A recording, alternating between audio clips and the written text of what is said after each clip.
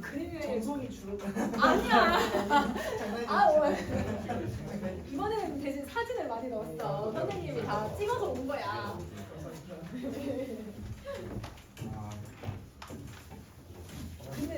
근데 그림이 복합 아니? 네. 아 그래? 그럴 수도 있어. 선생님의 해석이 가미되니까. 아 그래?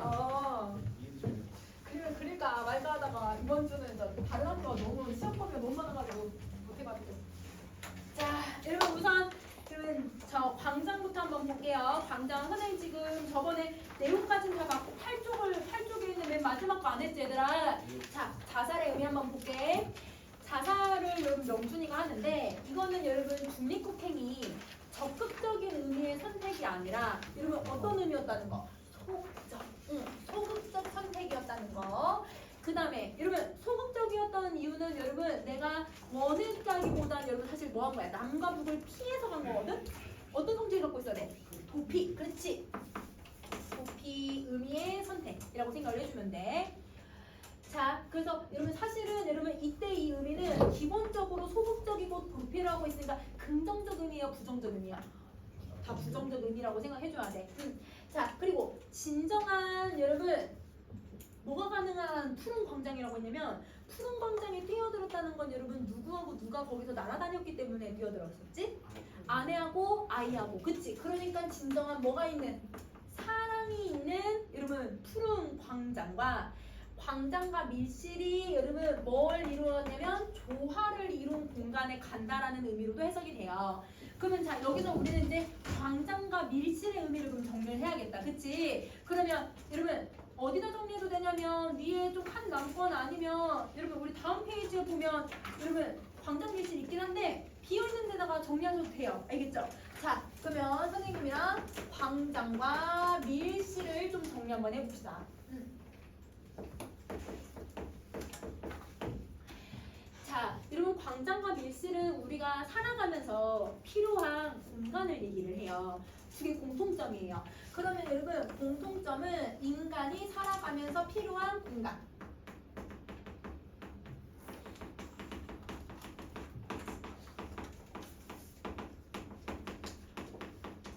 인간이 살아가면서 필요한 공간에 해당한다. 그러면 공통점도 있지만 그러면 여러분 뭐도 있을까? 차이점도 있겠지. 그치? 그러면 여러분 광장이라고 하는 이 공간은 어떤 속성을 가지고 있냐면 집단적 공간이어야 돼요. 여러분 인간은 혼자 살 수 있는 동물인가요? 인간은 사회적 동물이에요. 그러니까 여러분 집단적인 속성을 가지고 있어야 되고 사회적인 속성을 가지고 있는 곳이에요. 집단적 사회적 공간에 해당한다. 그러면 여러분 집단적이고 사회적인 곳에서 여러분 내가 내 개인주의로만 살아가면 될까? 내가 아니지. 모든 공통의 목표에 맞춰서 생활을 해야 되는 거거든. 그러면 공공의 목표를 추구해요. 공공의 목표를 추구하는 곳이야. 그럼 대부분 공공의 목표는 여러분 우리가 다 어떤 삶을 살기 위한 곳이냐면 바람직한 삶을 살기를 사람들이 다 원하죠. 여러분 자 우리는 여러분 다 같이 살고 있을 때 남 때리면 돼야 안 돼요? 안 되죠. 남을 여러분 죽이면 돼야 안 돼요? 안 되죠. 그러면 여러분 우리는 공공의 목표가 있는 거네. 이런 나쁜 짓을 하지 않으면서 바람직하고 도덕적인 사회를 만들어 나가야 되는 게 우리 공공의 목표가 돼야 되는 거야. 그러니까 여러분 이때 공공의 목표라고 하는 건 바람직한 사회를 추구하는 거지.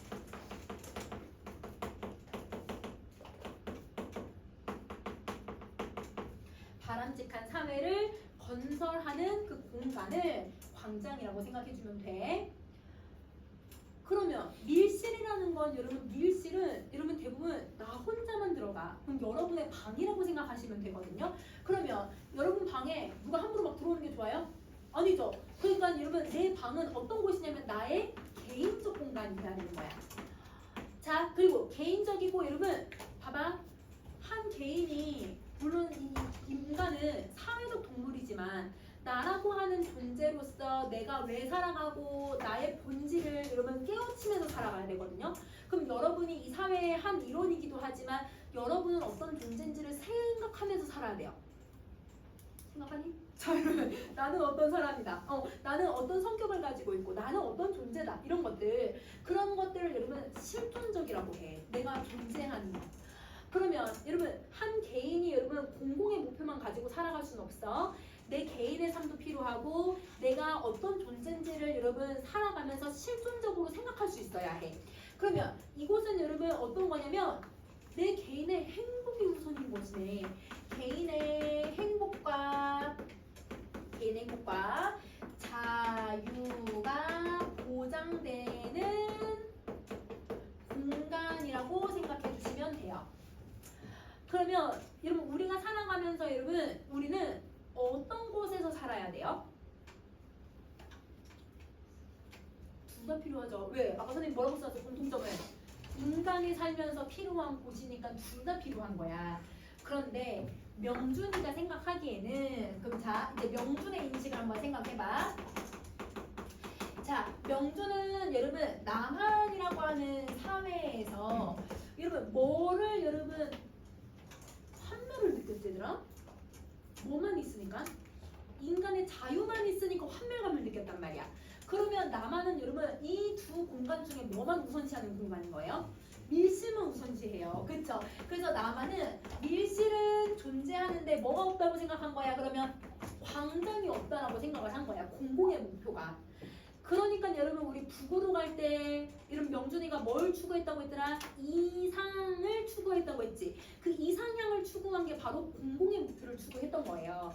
그러면 명준이가 북한에 얘들아 이 공공의 목표가 있다라고 생각해서 가봤더니 근데 여러분 공공의 목표만 있었어? 있었지. 공공의 목표만 있었고 뭐가 없었어? 자유가 없었잖아. 그러니까 그걸 말을 바꿔봐. 뭐는 있는데 뭐가 없는 거야? 광장은 있는데 밀실이 없는 곳이었던 거예요. 그러면 광장은 있는데 밀실이 없어. 근데 우리가 살아갈 때 여러분 어떤 곳이 필요하다고? 두 곳이 다 필요하다고 했는데 어디서든 여러분 두 개가 다 보장이 안 되는 거야. 그러니까 여러분 명주는 그렇지 중립국핵을 선택을 한 거야. 중립국은 그러니까 여러분 이 남한과 북한의 요 부족한 걸 채울 수 있는 곳이라고 생각을 했던 거죠. 근데 정말 중립국에 그런 게 채워져요, 여러분? 그럼 명준이가 갔겠죠. 안 채워졌죠. 명준은 여러분 이 두 개가 다 채워지는 곳이 뭐라고 생각했어요, 얘들아? 푸른 광장, 그치 바다라고 생각을 해. 그러면 중립국하고 여러분 중립국은 이런 이상적 조화를 이루는 곳이긴 하지만 완전하다, 완전하지 않아. 불완전한 조화를 이루고 있는 곳이야. 그래서 여러분 불완전한 여러분 밀실과 광장이 조화를 이룬다라고 생각을 하는데 근데 여러분 푸른 광장 이거는 여러분 밀실과 광장이 조화를 이루는 곳이죠. 그러면 여러분 이거는 궁극적인 건가요? 아니면 불완전한 건가요? 궁극적이죠. 명준에게는. 그래서 명준이에게는 궁극적인 밀실과 광장이 조화를 이루는 곳이다. 이렇게 정리할 수 있는 거야. 그래서 아까 얘들아 자살이 왜 이런 밀실과 광장의 조화를 추구한 선택의 결과였는지를 알겠지? 이렇게 정리해주면 돼. 그래서 여러분 그러면 여러분 제목에 있는 광장은 이 의미라고 보면 될까요? 여러분 제목에 있는 광장은 어떤 의미로 쓰인 거여야 돼요? 푸른 광장이에요. 근데 여러분 북한에서 여긴 안 나와. 근데 여러분 학교선생님은 여러분 외부는 안 내시겠다고 했지만 보기로는 줄 수는 있잖아. 그러면 이 광장은 보기 문제로도 많이 낸단 말이야. 그럼 보기에 이런 내용 나와. 여러분 실제로 남한에서의 명준이가 실제 밀실이라고 얘기를 해. 북한에서의 삶을 명준이가 스스로 광장이라고 얘기를 해. 그때 광장은 무슨 의미로 쓰인 거야? 이걸로만 그치 쓰였다고 생각을 해줘야 돼. 알겠지? 그래서 여러분 제목 바다 푸른 광장이 같은 의미. 그런데 본문에서 여러분 광장을 얘기가 하고 있다는 건 북한을 얘기할 때. 그러면 여러분 북한을 지칭할 때 쓰는 여러분 광장은 여러분 이 푸른 광장의 의미가 아니에요. 그러면 이때는 여러분 저기 있는 광장의 의미라고 생각을 해줘야 돼. 알겠지? 조화를 이루지 못하는 곳이야. 이렇게. 그래서 그래서 여러분 이 광장은 요것만 여러분 정리해 주시면 돼요. 이렇게 정리하시면 되고 자 여기까지 정리 다 하셨으면 그러면 여러분 오늘 선생님 나눠준 여러분 성상별곡을 한번 봐볼게요.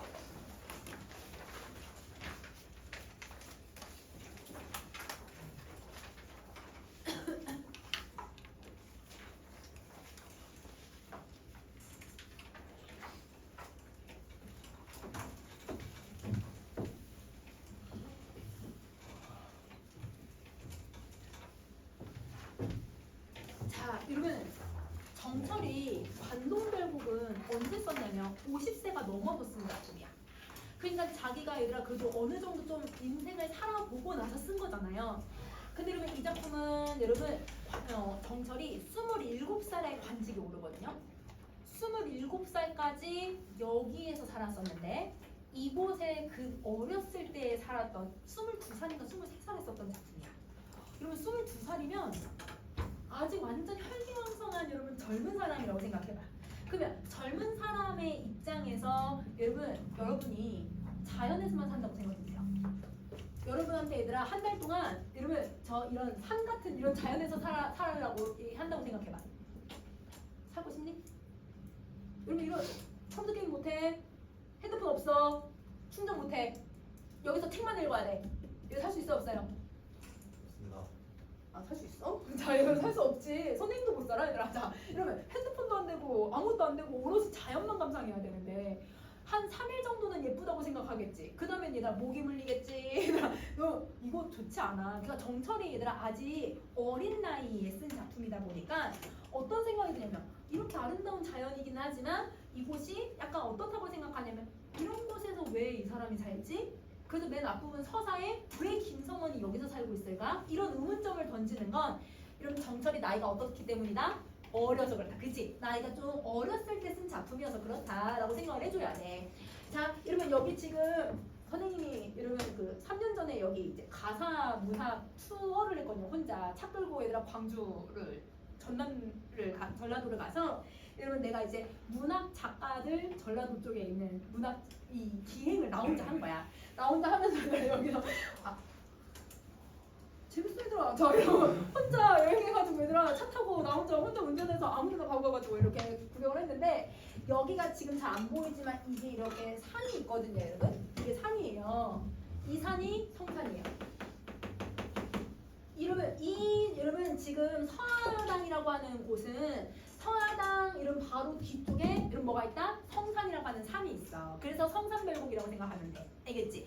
자, 그러면 이게 서하당이라고 하는 여러분 지금 정자예요. 왜 정자일까 얘들아? 다 뚫려 있으니까. 다 뚫려 있는 정자야. 자, 이곳이 바로 김성원이 만든 여러분 정자라고 생각해 주시면 돼요. 자, 이곳에서 이제 김성원에 대해서 얘기를 한번 해보자. 자, 여러분 옆에 현대어플이 있으니까 현대어플이 참고하면서 한번 보세요. 어떤 지나가는 손님이 성산에 머물면서 여러분 정철이 원래 고향이 전라도긴 하지만 여러분 아버지하고 형이 유배를 와가지고 여러분 이곳에서 지내요. 그러면 이곳에서 여러분 자기는 잠깐만 머물다 가는 거야. 그러니까 여기서 여러분 지나가는 손님이 바로 누구냐면 정철을 얘기하는 거고 그러면 성산에 머문다고 아까 얘기했지? 여러분 서하당 뒤쪽이 성산이라고 했잖아. 그곳이 바로 이 작품의 공간적 배경이 되는 거죠. 자, 서하당 시경정. 그러면 여러분 서하당이라고 하는 정자도 있고요. 여러분 바로 옆에 시경정이라고 하는 이곳은 김성원이 여러분 자기 장인어른을 위해서 만든 곳이야. 그러니까 여러분 두 정자가 있어. 여러분 두 정자의 주인아 내 말 좀 들어보시오 라고 얘기를 해요. 그러면 이때 주인은 여러분 시경정하고 서하당을 만든 사람이네. 누구여야 돼? 김성원을 얘기하는 거지. 그래서 여러분 김성원이 나이가 조금 이제 정철보다는 많았는데 거의 같이 공부를 했다라고 하더라고요. 자, 그 같이 얘들아 공부했다는 말을 나중에 왜 기억해야 되냐면 여러분 둘 다 똑같은 선생님한테 배우거든요. 그건 뒤에 또 나올 거예요. 자, 그러면 내 말 좀 들어보시오. 도노법도 쓰고 이러고 있으니까 얘들아 이거를 여러분 상대한테 계속 뭐 하고 있는 걸까? 말을 건네는 방식이 있어. 맞아. 그러면 여러분 우선 도노법하고 말건방을 쓰고 있다. 근데 여기서 조심해야 되는 건 여러분 김성원이 한 번도 대답하지 않아요. 김성원이 대답하지 않는다는 건 여러분 누구 혼자만 얘기하고 있다? 정철만 얘기해. 그치? 그래서 여러분 김성원과 대화를 나눴다 하면 이건 무조건 틀린 말이야. 김성원과 대화를 나누는 게 아니라 김성원에게 말을 건네고 있다. 자, 인간 세간. 여러분 인생 세간이라고 했으니까 여러분 여기 어디를 얘기하고 있는 걸까? 속세. 그치? 속세에 여러분 이거 구개론만 적용해서 한번 읽어볼까 얘들아? 좋은 일이 하되 많은데 봐봐 여러분 젊으니까 속세에 좋은 게 얼마나 많은데 이렇게 얘기를 해. 만약에 정철이 50살 관동별곡을 여러분 썼었을 때는 여러분 속세 좋다 안 좋다 속세 안 좋은데 이렇게 얘기를 했을 텐데 아직 여러분 22살밖에 안 됐잖아요. 그러니까 여러분 젊은 사람이니까 여러분 여기서 놀 게 없는 거예요. 여러분 이렇게 서울만 가도 얘들아 시장 구경하고 놀 게 얼마나 많은데 여기서는 여러분 좋은 일이 하나도 없는데 어찌 한 강산은 그럼 여기서 한 강산은 어디에서만? 성산에서만. 그치? 성산에서만 갈수록 나이 여겨. 이러면 낫다라고 생각해요. 이러면 낫다야 낫다. 낫게 여겨. 갈수록 낫다고 생각하여. 적막한. 여러분 너무 조용한. 여러분 왜 조용해? 할 게 없으니까. 그치? 여러분 할 게 없는 이 산 중에 들어와서 왜 안 나오시나.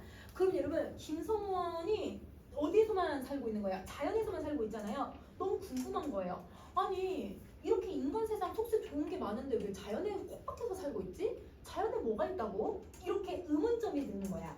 그러면 하나의 의문점은 자연에 왜 들어와서 살고 있는 거지? 이게 의문점이 되는 거죠. 자 그러면 여러분 이 의문점을 가지고서 여러분 이제 정철이 뭘 하냐면 송근을 다시 쓸고 여러분 송근 한자 읽을 수 있겠다. 관동별곡에 나왔으니까 소나무 뿌리를 다시 한번 쓸고 죽상, 대나무, 책상의 자리를 그러니까 여러분 죽상이면 이렇게 평상이라고 생각하면 돼. 평상의 자리를 만들어서 적은 덕 잠시 동안 잠깐만 올라앉아 어떠한 곳 다시 봤대. 이러면 너무 궁금해서 아니 김성훈은 왜 이 자연에서 안 나오지? 들어가서 왜 바깥에 안 가지? 이렇게 궁금해서 자기가 여기 앉아가지고 여러분 이 자리를 봤다라는 거예요. 자 그러면 천변에 떠있는 구름 그럼 여러분 뭐가 보여요? 하늘에 떠있는 구름도 보이고요. 서석을 집을 삼아서 이러면 서석이라고 하면 여러분 서석대야. 서석대가 뭐냐면 시경정 근처에 있는 여러분 평평한 곳을 얘기를 해. 그래서 그게 평평한 곳이 여러분 서석대지. 서석대. 여러분 선생님이 이 그림은 나중에 다시 보여주고 여러분 여기 이게 내가 시경정에서 찍은 모습이거든요. 여러분 시경정에 딱 가면 여러분 여기가 시경정 정자 여기 정자 있다고 생각해봐. 여기가 평평한 곳이야. 그러면 이곳에서 여러분 뭐가 보이냐면 강물 흘러가는 게 보여요. 소나무 여러분 이거 몇백 년 됐대요. 제일 오래된 건 400년 된 애들도 있대요. 여러분 옆에 이렇게 소나무들 쫙 있죠. 이때 날씨가 안 좋았어. 왜냐면 내가 한여름에 갔거든. 그래서 이런 비가 와가지고 구름이 잔뜩 껴있긴 하지만 무등산이 보이네요. 산이 여러분 산이 막 연이어서 있어. 강물 있고 여기 앞에 다 풀밭이야. 그러니까 여러분 여기서 바라보는 서석대에서 바라보는 이 모습 어때? 너무 아름답단 말이야. 그러면 이 아름다운 자연을 자기가 죽상에 앉아서 바라보고 있는 거죠. 정철이 이렇게 보고 있는 거예요. 알겠죠?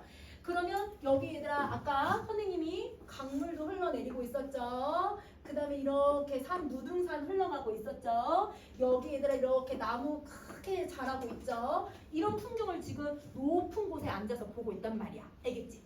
자 그래서 천변에 떠있는 구름을 서석대 집을 삼아서 나가는 듯 들어오는 모습이 꼭 주인과 같더라. 그러면 여러분 구름이 이렇게 유유자적 흘러가잖아. 그 흘러가는 모습이 꼭 누구 같다? 김성원 같더라. 이렇게 생각을 한 거야. 그러면 여기서 여러분 이 나는 듯 들어오는 모습이 주인과 같다라는 건 누구랑 주인이 같다고 생각하냐면 구름과 주인이 똑같은 거예요. 그러면 여러분 무슨 표현법이 쓰였는지를 한번 생각해봐. 우선 첫 번째, 이러면 나가는 듯 들어오는 모습이 뭐뭐와 같다. 지구라고 해도 돼. 그렇지. 그 다음에 중인가 어떠한가 라고 질문했지만 여러분 화자가 생각했을 땐 어떻다고 생각해? 똑같다. 답이 정해졌으니까 서리. 근데 학교 선생님은 이걸 중이법이라고 쓰셨네요. 중이랑 지구로 봐도 돼요. 왜? 첫 번째, 이러면 구름 같다라는 표현은 첫 번째, 이러면 구름같이 여유로운 누구의 삶? 김성원의 삶, 그치? 이렇게 봐도 되고, 아니면 여러분 구름이 이렇게 흘러가는 모습이 김성원이 진짜 왔다 갔다 하는 그 모습으로 봐도 되잖아. 그래서 여러분 두 번째는 이제 김성원의 얘들아 그 모습을 진짜 묘사해주고 있다라고 생각해도 상관없어. 그래서 아마 선생님께서는 여러분 지규법 대신에 얘들아 중위법으로 얘기하신 것 같은데, 여러분 지규라고 보셔도 되고 여러분 중위로 보셔도 되고 어차피 해도 다 뭐예요? 비유법이잖아요. 그쵸? 이렇게 정리해 주시면 돼요. 여기까지 정리했어 얘들아? 자, 그 다음에 여러분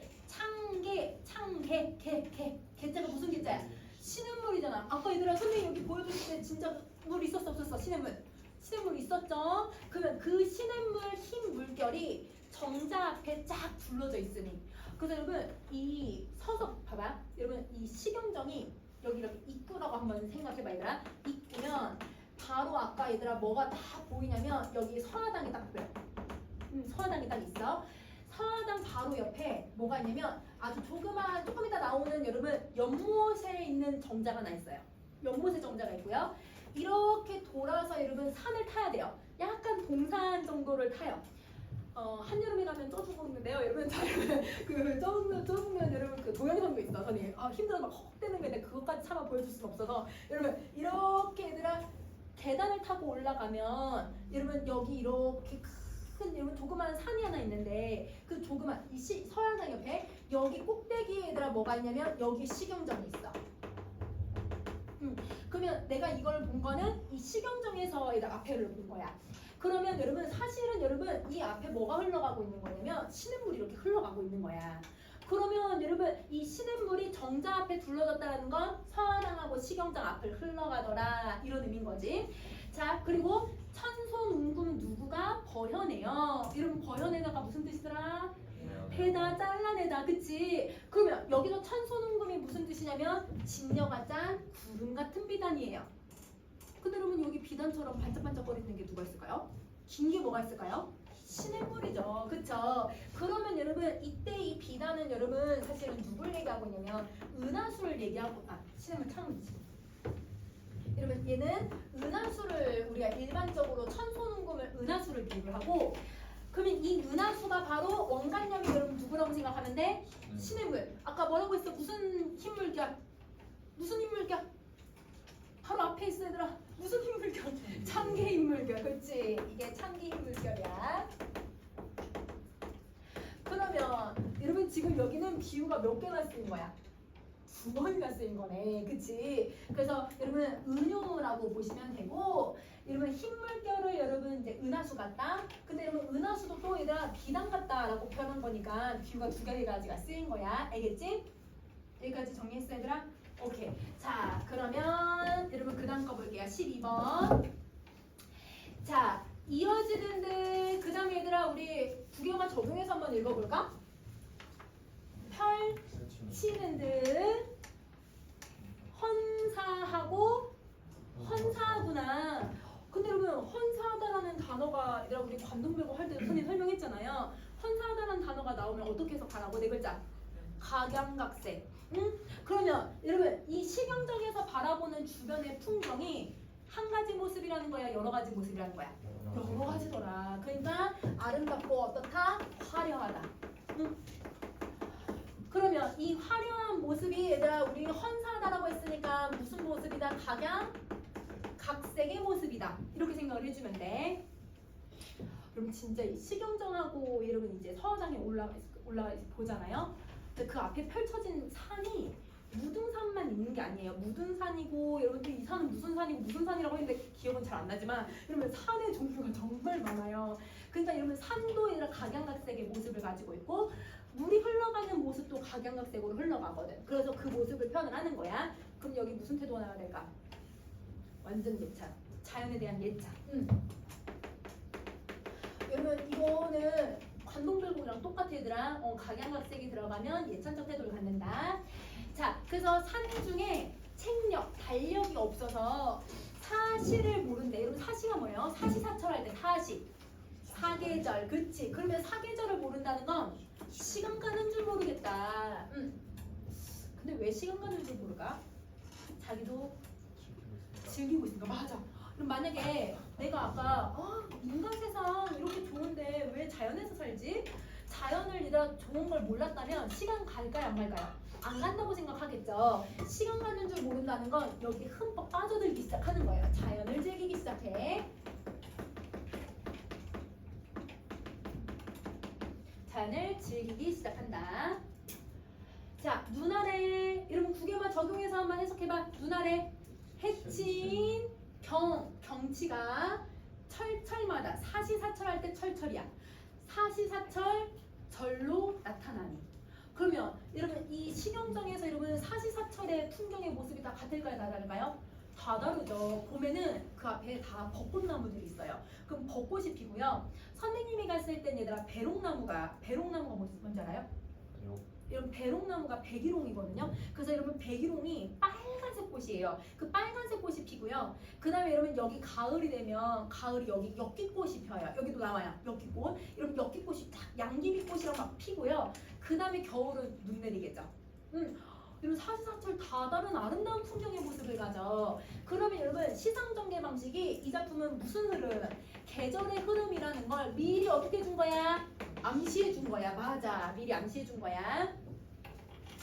자, 그래서 듣거니 보거니 하는 일마다 여러분 이 자연을 내가 보고 들은 일마다 다 뭐 같다 얘들아? 신선세계 같더라. 그러면 여러분 선간이 신선세계거든? 근데 신선세계가 어디를 신선세계 같다고 생각하는 거야? 자연. 자연을 신선세계 같다라고 생각하는 거죠. 그러면 여러분 이 자연이라고 하는 곳은 여러분 당연히 어디랑 대조가 돼야 돼요. 아까 위에 나왔던 인생, 세간, 속세야 맞아. 인생, 세간이라고 하는 단어랑 대조가 돼야 돼. 그래서 선생님 얘들아 인생, 세간이랑 여러분 이렇게 화살표 표시해놓은 거 희미하긴 하지만 보이니? 예. 세 번째 줄이랑 그게 대조예요. 그러면 여러분 여기서 그 아랫부분 정리 한번 해봐. 화자는 실제로 자기가 경험을 해봤잖아. 어떤 경험했냐면 좌판 딱 깔아놓고 거기 앉아서 자연을 이미 자기가 감상해봤잖아. 그러니까 여러분 경험을 해보니까 여러분 생각이 좀 달라졌던 것 같아. 처음에는 자연에서 왜 살아? 이렇게 생각했는데 막상 자기가 자연을 보다 보니까 어때 얘들아? 자연을 지금 즐기게 되었죠. 그러면 뭐가 변했어요? 인식. 그치? 태도라고 해도 되고 인식이라고 해도 돼. 인식이 변했고 처음엔 자연에서의 삶에 대한 의문점을 가지고 있었는데 자연의 삶에 대해서 얘들아 예찬을 하게 되었고요. 자, 처음에는 여러분 어디가 더 좋다고 생각했어요 얘들아? 속세가. 그치? 여러분 속세가 좋다라고 인식을 했는데 이제는 여러분 자연이 어떻다고 생각하냐면 자연이 뭐 같다라고 비유했을 때 선간이 뭔데? 신선세계. 그치? 성간 같다고 예찬을 해주고 있는 거야. 그러면 여러분 정철이 왜 인식 변화했는지 알겠지 얘들아? 자, 경험을 해봤기 때문이야. 그 다음 거 갈게요. 자, 여러분 이제 봄, 여름, 가을, 겨울마다 선생님 페이지 각각 구분해놨거든. 그래서 여러분 5쪽은 봄, 6쪽은 여름, 7쪽은 여러분 가을이라고 생각해 주시면 돼요. 자, 봄 보자. 매참 아침 볕에 향기에 잠을 깨니. 그럼 여러분 매창이라고 하면 여러분 내가 매화가 핀 창문이거든. 매화는 언제 펴서 언제 져 얘들아? 완전 늦 겨울에 펴서 봄에 져요. 그러니까 봄을 상징하는 여러분 꽃이에요. 그러니까 계절은 봄이라는 거 알게 해주고 여러분 매화가 바로 계절적 시어라고 생각하면 되는 거지. 자, 근데 아침 햇빛에다가 얘들아 향기가 쫙 이 매화 향기가 확 올라오는 거야. 그러면 아침 햇볕은 무슨 기능을 가지고 있냐면 여러분 이거 사몽이요. 선생님 못터내가지고 산홍이 아니라 산홍이 맞고 있는 여러분 맞이하는 여러분 아침의 분위기를 형성해요. 산홍이 맞이하고 있는 아침을 부여하고 있다. 이거 시험 잘 나와. 아니 본직해. 그러면 여러분 아침에 봄에 여러분 어때 햇빛이 따뜻하잖아. 그 따뜻한 분위기를 만들어주고 그 다음에 얘들아 매화향기 잠을 깨놨어. 무슨 이미지를 쓰는 거야? 수덕적 이미지를 쓰네. 그래서 여러분 이거 선생님 다 잘못 썼어요. 막 복사 붙여넣기 하면서 얘들아 산홍의 잠을 깨웠다. 자 그러면 산에 사는 늙은이 여러분 정철은 22살이었고 정철보다 아니라 김성원이 나이가 훨씬 더 많았단 말이야. 그러면 여러분 이때 산홍은 누굴 얘기하고 있냐면 김성원. 김성원이 해야 할 일이 여러분 곳은 강조해요. 없는 게 아니더라. 할 게 정말 많다라는 뜻이야. 그러면 김성원이 뭐가 할 게 많냐면요. 물 밑에 따뜻한 곳에 뭘 심냐면 오이씨를 심어야 되고요. 그리고 그 오이씨에 얘들아 잡초가 나면 잡초를 내줘야 되고요. 여러분 도든이라고 하는 건 여러분 싹이 돋아나게끔도 도와줘야 되고요. 그 다음에 빗김에 얘들아 달아낸다라는 뜻을 한번 보시면 여러분 비가 내릴 때 얘들아 온 김에 여러분 좀 예쁘게 꾸며주기도 하고 비가 온 김에 얘들아 얘를 손질 좀 해주는 거야. 그러면 여러분 해야 할 게 많네. 농사를 다 지어야 되는 거예요. 그러면 여러분 이 산홍의 생활에 대해서 여러분 부정적으로 보는 걸까요? 긍정적으로 보는 걸까요? 긍정적이에요. 이거는 사실 근데 막 바쁜 일은 아니거든요. 그러니까 농사도 하고 즐기면서 이러면서 살고 있다는 뜻이거든. 긍정적 인식이 반영되고 있다. 근데 여러분 오이씨를 심고 가꾸는 일의 주체가 그럼 누구야? 김성원이어야 돼. 그치? 김성원이 되고 김성원이고. 자 선생님 위로 올릴게. 자 청문고사도 이제도 있을 것 같다. 그러면 여러분 청문고사의 뜻을 보시면요. 중국 한나라 때 소평이라고 하는 사람이 창문 밖에 오이를 심고 여러분 그거 농사지었다는 거야. 자연에 응거하면서. 그러면 자연에 응거하면서 사대부가 여러분 이렇게 농사짓는 게 누구랑 똑같다? 김성원이랑 똑같더라. 그러면 여러분 이거는 고사를 인용해주면서 자연에 묻혀 사는 여러분 김성원의 한가로운 삶을 여러분 고사로 표현해주고 있다라고 생각해주면 돼. 자연에 묻혀 사는 김성원의 모습을 표현해주고 있다. 자, 여러분 망해가 뭐냐면 망해는 여러분 가죽 신발이야. 사대부들이 신는 신발이거든요. 사대부들이 신는 신발을 신고 죽장 여러분 대나무 지팡이를 흩어내면서 그러면 여러분 정철이 사실 지팡이를 쓸 나이가? 아니요. 그건 아니고 약간 뭐 이렇게 지팡이 들고 이렇게 이제 산책을 나가는 거야. 자 산책을 나가는데 어느 산책이냐면 여러분 선생님 옆에 그림 그려놓은 거 한번 같이 한번 봐봐 얘들아. 도화가 핀 시냇길에 그럼 여러분 시냇물길에 무슨 꽃이 피었대요? 복숭아꽃이 피었대요. 그래서 분홍색 복숭아꽃이 핀 이 시냇길에 방초주 여러분 방초가 여러분 풀이야 풀 이렇게 풀 새롭게 돋는 풀 새로 돋는 풀이 이어져 있구나. 그러면 여러분 봄길을 산책하고 있는 거죠. 자 그래서 답볶은 여러분 명경 중에 여러분 명경이 무슨 뜻이냐면 거울이란 뜻이거든. 근데 여러분 여기 자연에 거울이 어딨어? 물 맞아. 물에 이렇게 보면 내 얼굴 비쳐 내 얼굴 비치잖아. 그러면 여러분 명경 중에 얘들아 원관념은 뭘까요? 시냇물이에요. 맞아요. 그러면 원관념은 시냇물이고 절로 그린 석병풍. 그럼 여러분 돌로 된 병풍인데 병풍은 여러분 쭉 펼쳐져 있잖아. 그럼 여기서 쭉 펼쳐져 있는 게 선생님 여기 그려놓은 절벽이야 절벽. 그러면 병풍의 원관념이 뭘까? 절벽. 그러면 여러분 지금 선생님이 얘들아 23번에 쓰인 표현법 여러분 2개 찾을 수 있어요. 무슨 표현법 써야 돼요? 우선 원관념이 나왔다는 건 비유법 쓰지 은유법 쓰는 거야. 맞아. 은유법이 쓰이고 자 또 답볶은 절로 그림 명경중 석병풍 됐고 그치 그 대구도 쓰고 있다. 자, 여러분 관동별곡 생각해보세요. 여러분 관동별곡에 진주간 죽설은 오십천 내린물이 태백산 그림자를 동해로 담아가니 라는 구절이 있었어. 이게 무슨 뜻이었지? 진주간 죽설은 오십천 내린물이 시냇물에 태백산맥이 있으면 그 태백산맥에 그림자가 흘러간다라는 뜻이었잖아요. 그러니까 그게 너무 아름다우니까 어디로 보내고 싶다? 임금님께 한강에게 보내고 싶다 이런 의미였잖아. 여러분 여기서 그림자를 벗을 삼아 서하로 함께 흘러간대. 그럼 여기서의 그림자는 누구의 그림자일까 얘들아? 절벽의 그림자. 여기서는 이제 그치? 절벽의 그림자가 물결에 어떻게 한다? 흘러가더라. 이렇게 얘기를 하고 있는 거야. 그러면 여러분 정철이 바라보고 있는 이 모습도 이런 관동별곡에 나오는 구절이랑 비슷한 부분인 거죠. 근데 여기서는 여러분 똑같은 구절이지만 이거는 여러분 누구를 생각했어? 궁극적으로 임금님 생각했는데 여기는 오로지 자연만 생각해. 차이점 알겠어 얘들아? 오케이. 자 그러면 도원은 어디니?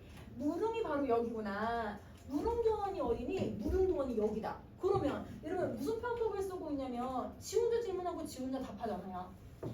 자문자답이죠. 그쵸? 자 그러면 봄이 된 이 자연의 아름다움을 여러분 어디 같다라고 생각하냐면 이상향 같다라고 판단을 하는 거야. 그러면 여러분 이거는 뭐 하는 표현일까? 예찬하는 표현이야. 갑자기 근데 얘들아 무릉도원이 왜 나왔어? 누구 때문일까? 무릉도원이라고 생각하는 이유. 도화 때문에 이렇게 생각한 거거든? 그러면 도화가 피인 곳을 우린 대부분 이상향이라고 많이 생각하잖아요. 무릉도원도 도화꽃이 피어 있으니까. 그러면 여러분 도화꽃을 생각해서 무릉도원을 생각한 거야. 이걸 무슨 편법이라고 하지 얘들아? 연상법. 맞아. 이걸 연상법이라고 하지. 선생님 빈칸 안 만들었지만 여러분 연상법 써줘야 된다. 여러분 선생님 여기 편법 안 썼지만 무슨 영험이에요? 감탄 영험이죠. 그럼 무슨 편법 써야 돼요? 영상법 써야죠. 여기까지가 여러분 봄이에요. 자, 근데 여러분 선생님 중간에 다 동그라미 표시한 건 다 계절로 쓰여다 얘들아. 그게 맞아. 방송한 거야. 자, 이제 여름으로 갈게요. 여러분 여름.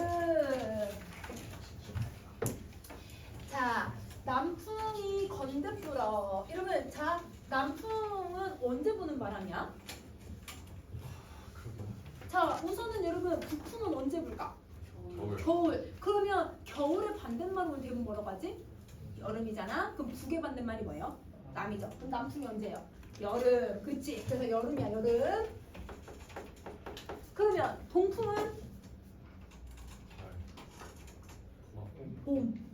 이런 북서풍이 가을 겨울이라고 보잖아. 그러면 서풍은 가을이야. 고전 시가에서 알겠지? 동서남북 다 달라요. 자, 남풍은 여름에 여름 바람이 건드신 뭐야? 건드 알아야 돼. 문득 불어서 바람이 여러분 여름은 바람이 많이 불어 아니면 바람이 많이 안 불어? 여름은 바람 그렇게 잘 안 불어. 제주도는 불지만 여러분 저 육지는 잘 안 불어. 그러니까 여러분 바람이 갑자기 문득 불어서 녹음을 헤쳐내니 여러분 녹음이 뭐였지? 그림자. 뭐의 그림자? 나무의 그림자. 그러니까 나무의 그림자가 제일 커질 때가 언제예요? 여름. 그래서 여러분 남풍하고 녹음 다 여름을 상징하는 단어예요. 자, 이 녹음을 헤쳐내니 여러분 절이 계절이야. 계절을 아는 꾀꼬리는 어디에서 왔을까? 그러면 여러분 꾀꼬리가 계절을 알고 여러분 여기 왔다라고 생각을 하는 거잖아. 그러니까 여러분 꾀꼬리는 또 계절을 안다고 생각. 여름의 계절을 봄 여름에만 우리나라에 있거든요, 여러분. 그러니까 꾀꼬리도 여름을 상징하긴 하는데, 근데 만약 학교 선생님이 얘들아 꾀꼬리는 표시 안 하셨으면 안 해도 돼. 근데 여기 문맥적으로는 계절을 알아서 왔다라고 했으니까 그래서 계절적 시어라고 선생님 표시해놨어. 자, 그 다음에 희왕베개 위에 풋잠을 얼핏 자니. 자, 여러분 희왕베개라고 하기 전에 희왕을 먼저 아셔야 되는데요.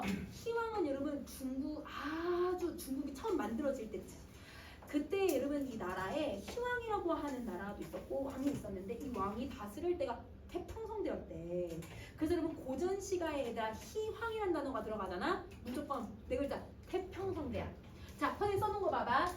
모서리에 희황상인이라고 하는 글자가 새겨져 있는 베개를 나타내는 말인데, 근데 이 베개를 베고자면 그렇게 편안하대. 근데 여러분 베개에도 편안하다는 뜻이 있고 희황이라고 하는 단어에도 태평성대라는 말이 있으니까 화자는 지금 이 여름에 힘들다 아니면 편하다?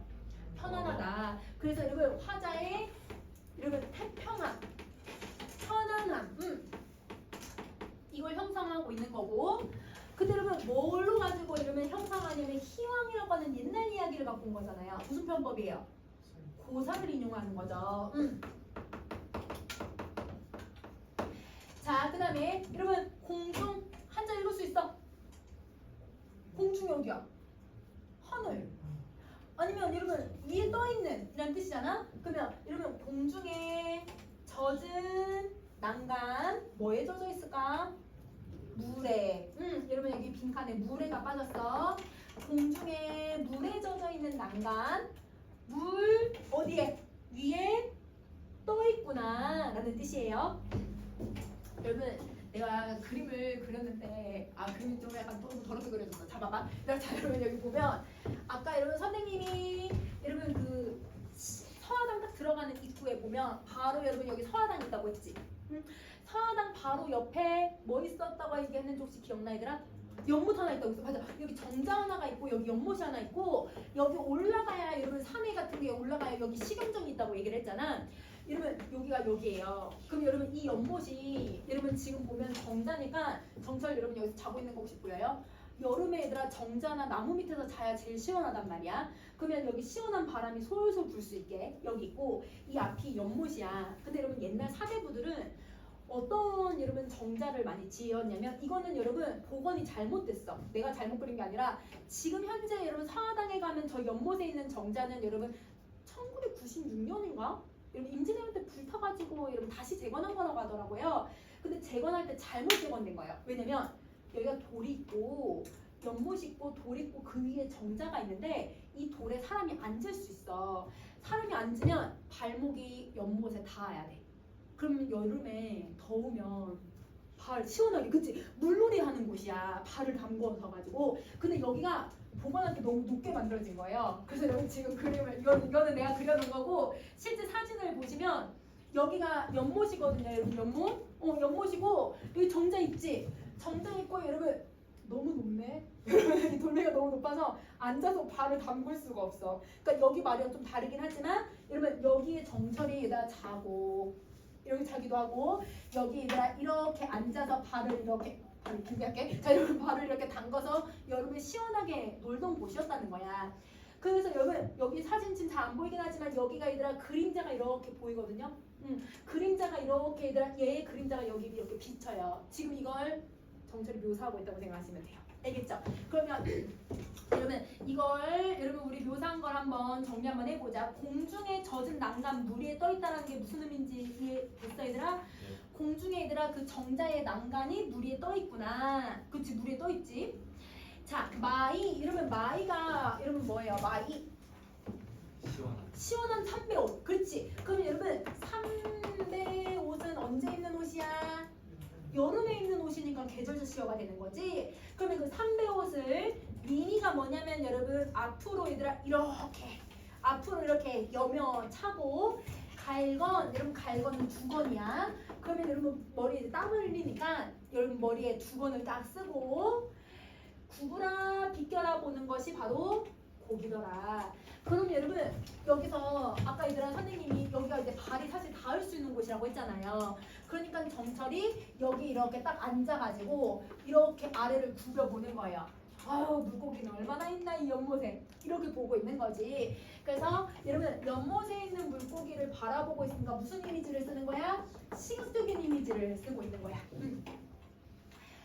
자 그래서 하룻밤 비 기운에 그러면 여러분 여름이니까 비가 자주 내리잖아요. 그러니까 여러분 비가 한번 내리고 홍백년 여러분 자 홍백년이라고 할 때 여러분 이거가 꽃이 아니다. 연꽃이야. 맞아. 연꽃이 섞어 피니. 그러면 여러분 여기 아까 이곳에 연꽃이 피는 거예요. 연꽃이 이렇게 피어있는 연못이니까 연꽃이 피면 그 연꽃이 얘들아 아까 바람이 문득 불었다고 했잖아. 연꽃이 냄새가 향기가 이렇게 오는 거야. 연꽃 향기 되게 좋아 얘들아. 연잎밥 혹시 먹어봤어? 연잎밥? 연잎밥 안 먹어봤어? 여러분 연잎에 쌓여져 있는 찰밥이거든요. 여러분 전라도 가면 저 한정식 집에 가면 많이 나와요. 나는 혼자 가니까 안 주더라고. 그래서 여러분 자 내가 2인분 시킬 때에도 안 주더라고요. 자 그러면 이걸 보면 이렇게 연잎을 싸면 그 연잎 향이 확 돋아요. 그러니까 여러분 여기 바람이 살짝 부니까 여러분 이거 냄새가 나는 거예요. 그래서 바람개 없어도 바람이 불지 않아도 온 산이 그 연꽃 향기가 가득하더라. 이렇게 얘기를 해. 그러면 여러분 여기서 무슨 이미지를 써서 시각적 이미지도 쓰지만 후각적 이미지도 두드러지게 쓰고 있는 거지. 연꽃 향기가 나는 거니까. 왜 얘들아 연꽃 향기 얘기했는지 이해됐어 얘들아? 자 그 다음에 여러분 여기서 선생님이 설명을 할 게 이제 뭐냐면 갑자기 이제 뭐 너무 어려운 말들이 나와. 자 우선 먼저 이거부터 한번 해석해보자. 연계를 마주보아 태극을 붙잡는 듯 태일지는이 옥자를 세는 것처럼 이란 뜻이에요. 근데 여러분 연계는 주돈이라고 하는 유교의 아주 유명한 학자를 얘기하고 이 학자가 얘들아 뭘 하고 있냐면 우주 만물이 생긴 근원을 여러분 토론을 하고 있다. 그 다음에 태일지는이라고 하는 사람이 누구냐면 옥황상제 바로 다음에 있는 신선이야. 그러니까 하늘에 있는 신선이 여러분 전철이 얘들아 관동별곡에서 왜 얘들아 인간 세상으로 내려왔었지? 글자 하나 잘못해요. 맞아. 옥자를 글자를 옥황상제에 쓰여져 있는 여러분 황정경에 있는 여러분 그 글자를 뭐하고 있다? 세고 있는 것처럼 이런 의미예요. 그러면 여러분 지금 무슨 표현법을 쓰고 있는 거냐면 여기 부분은 여러분 지금 고사를 뭐 하고 있다고 보면 될까 얘들아? 인용했어. 고사들을 인용을 해준 거고 그 다음에 여러분 뭐뭐 하는 듯이란 말 썼거든? 비유야 지구야 맞아. 그러면 뭘 비유하고 있냐면 노잠을 바라보며 자미탄을 곁에 두고 장송을 차일 삼아 석경에 앉아보니 그러니까 여러분 이런 걸 보고 있는 자기를 비유하고 있는 거야. 그러면 노잠을 바라보는 자신의 모습을 염계에다가 비유를 하고 태일진인에다가 비유를 하고 있는 거예요.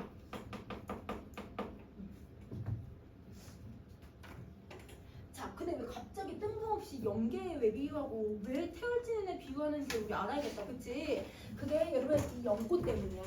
자, 여러분 봐봐. 여기 연꽃이 나왔잖아, 그치? 근데 여러분 이 연꽃이 이 정철에게 뭐가 연상이 되게 만들었냐면 여러분 임계라고 하는 사람이 있어요. 그러면 이 임계라고 하는 사람이 지은 애련설이라고 하는 글에 나오는 구절이에요. 자, 애련설에 나오는 구절이 뭐냐면 이런 구절이 나와요. 이 임계가 쓴 작품에선 연꽃을 누구 같다라고 얘기하냐면 군자 같다라고 표현해. 근데 여러분 지금 정철이 무슨 향기를 맡았지? 연꽃 향기를 맡았잖아. 군자의 향기를 맡은 것 같은 느낌이 든 거야. 군자 같다라는 생각이 드니까 그래서 연꽃 향기에 연계가 여러분 설명하는 군자의 덕을 연상한 거예요.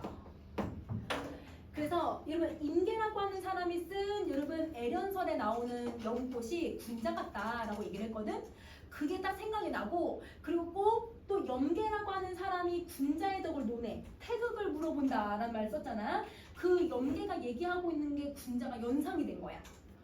그래서 여러분 갑자기 뜬금없이 염계도 얘기하고 태일진행 같다라고 얘기를 하기 시작을 한 거죠. 그러면 여러분 연상된 거 한번 정리해보자. 연꽃 향기를 맡았어. 그러니까 누가 떠오른 거야 얘들아? 임계가 쓴 작품이 떠올랐지? 임계가 쓴 작품이 떠오르니까 여러분 이 연꽃이 누구 같다고 생각된 거야? 군자 같다라는 생각이 들었고 근데 여러분 군자에 대해서 덕을 얘기했던 사람이 누구였냐면 염계라는 사람이 군자의 덕을 얘기를 했거든. 그러니까 염계라고 하는 사람이 떠오르고 그러니까 염계 나오고 누구 나온 거예요? 태일진이 나온 거예요. 알겠죠? 이런 식으로. 그러니까 여러분 이걸 생각하니까 이게 떠오르고 이게 떠오르니까 이게 떠오르고 이게 떠오르고 이게 떠올라서 그래서 자기 자신을 염계 같다 그 다음에 태열진행 같다. 그러니까 여러분 갑자기 연꽃을 보면서 군자 같다라고 하는 생각이 막 든 거야. 조금 많이 복잡한데 이거는 여러분 정철이 아직 나이가 어려서 그래요. 관동별곡은 덕이 많이 일단 쌓인 상태로 쓴 거지만 이건 여러분 지 자랑 좀 하고 싶어. 약간 있는 척 해보려고 해서 어려운 말 막 넣었다고 생각해주면 돼. 그래서 그냥 여러분 연꽃을 왜 넣냐? 염계를 연상하려고 넣어놨다. 응? 그러면 염계하고 연꽃은 연상된다. 이 정도만 알고 있어도 돼. 시험에 어렵게 나오지 않아. 연상된다. 이 정도만 기억하시면 돼요.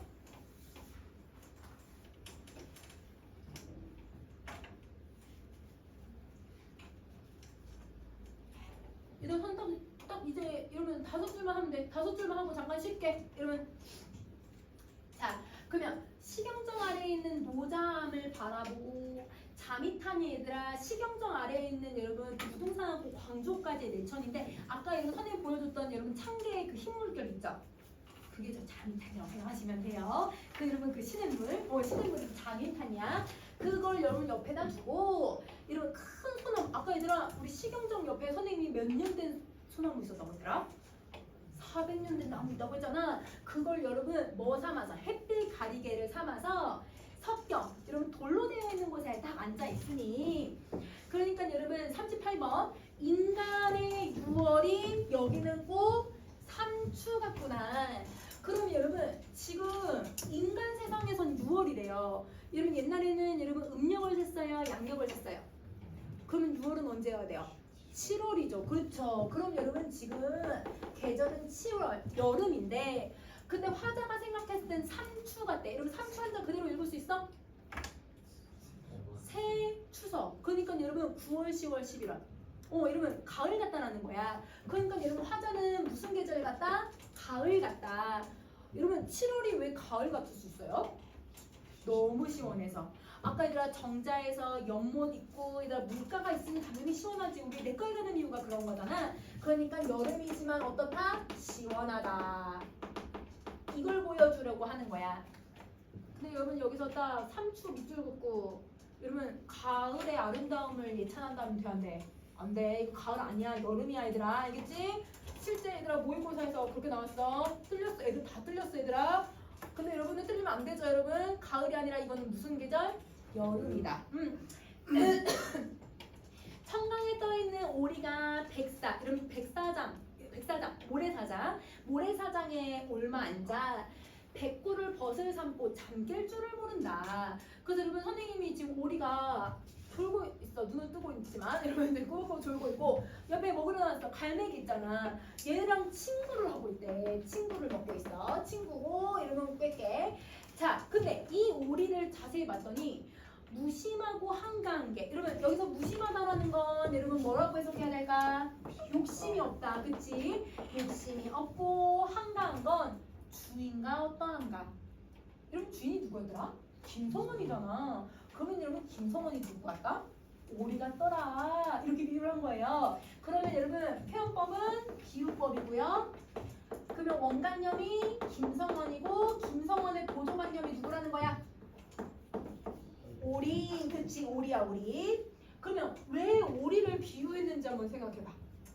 오리가 얘들아 백사장에서 그냥 꾸벅꾸벅 졸고 있지. 여기서 얘들아 아무것도 안 하면서 얘들아 누구랑 친구 먹었어? 백구랑 친구가 됐잖아.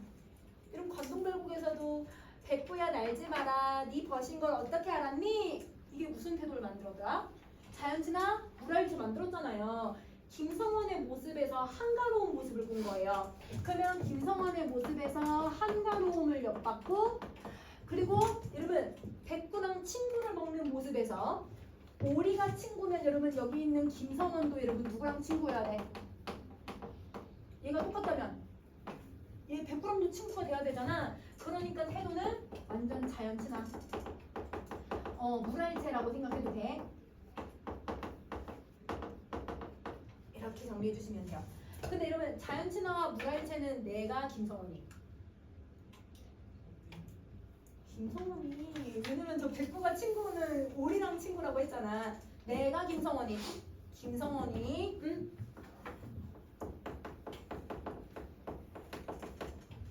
김성원이 주체가 돼야 돼. 자, 근데 나도 여러분 자연 친화를 하지만 여기서는 김성원이 이렇다고 생각을 하는 거지, 그치? 여기까지 이해됐을까 얘들아? 오케이, 그럼 우리 잠깐 쉬는 시간 하고 뒤에 것도 한번 해볼게요.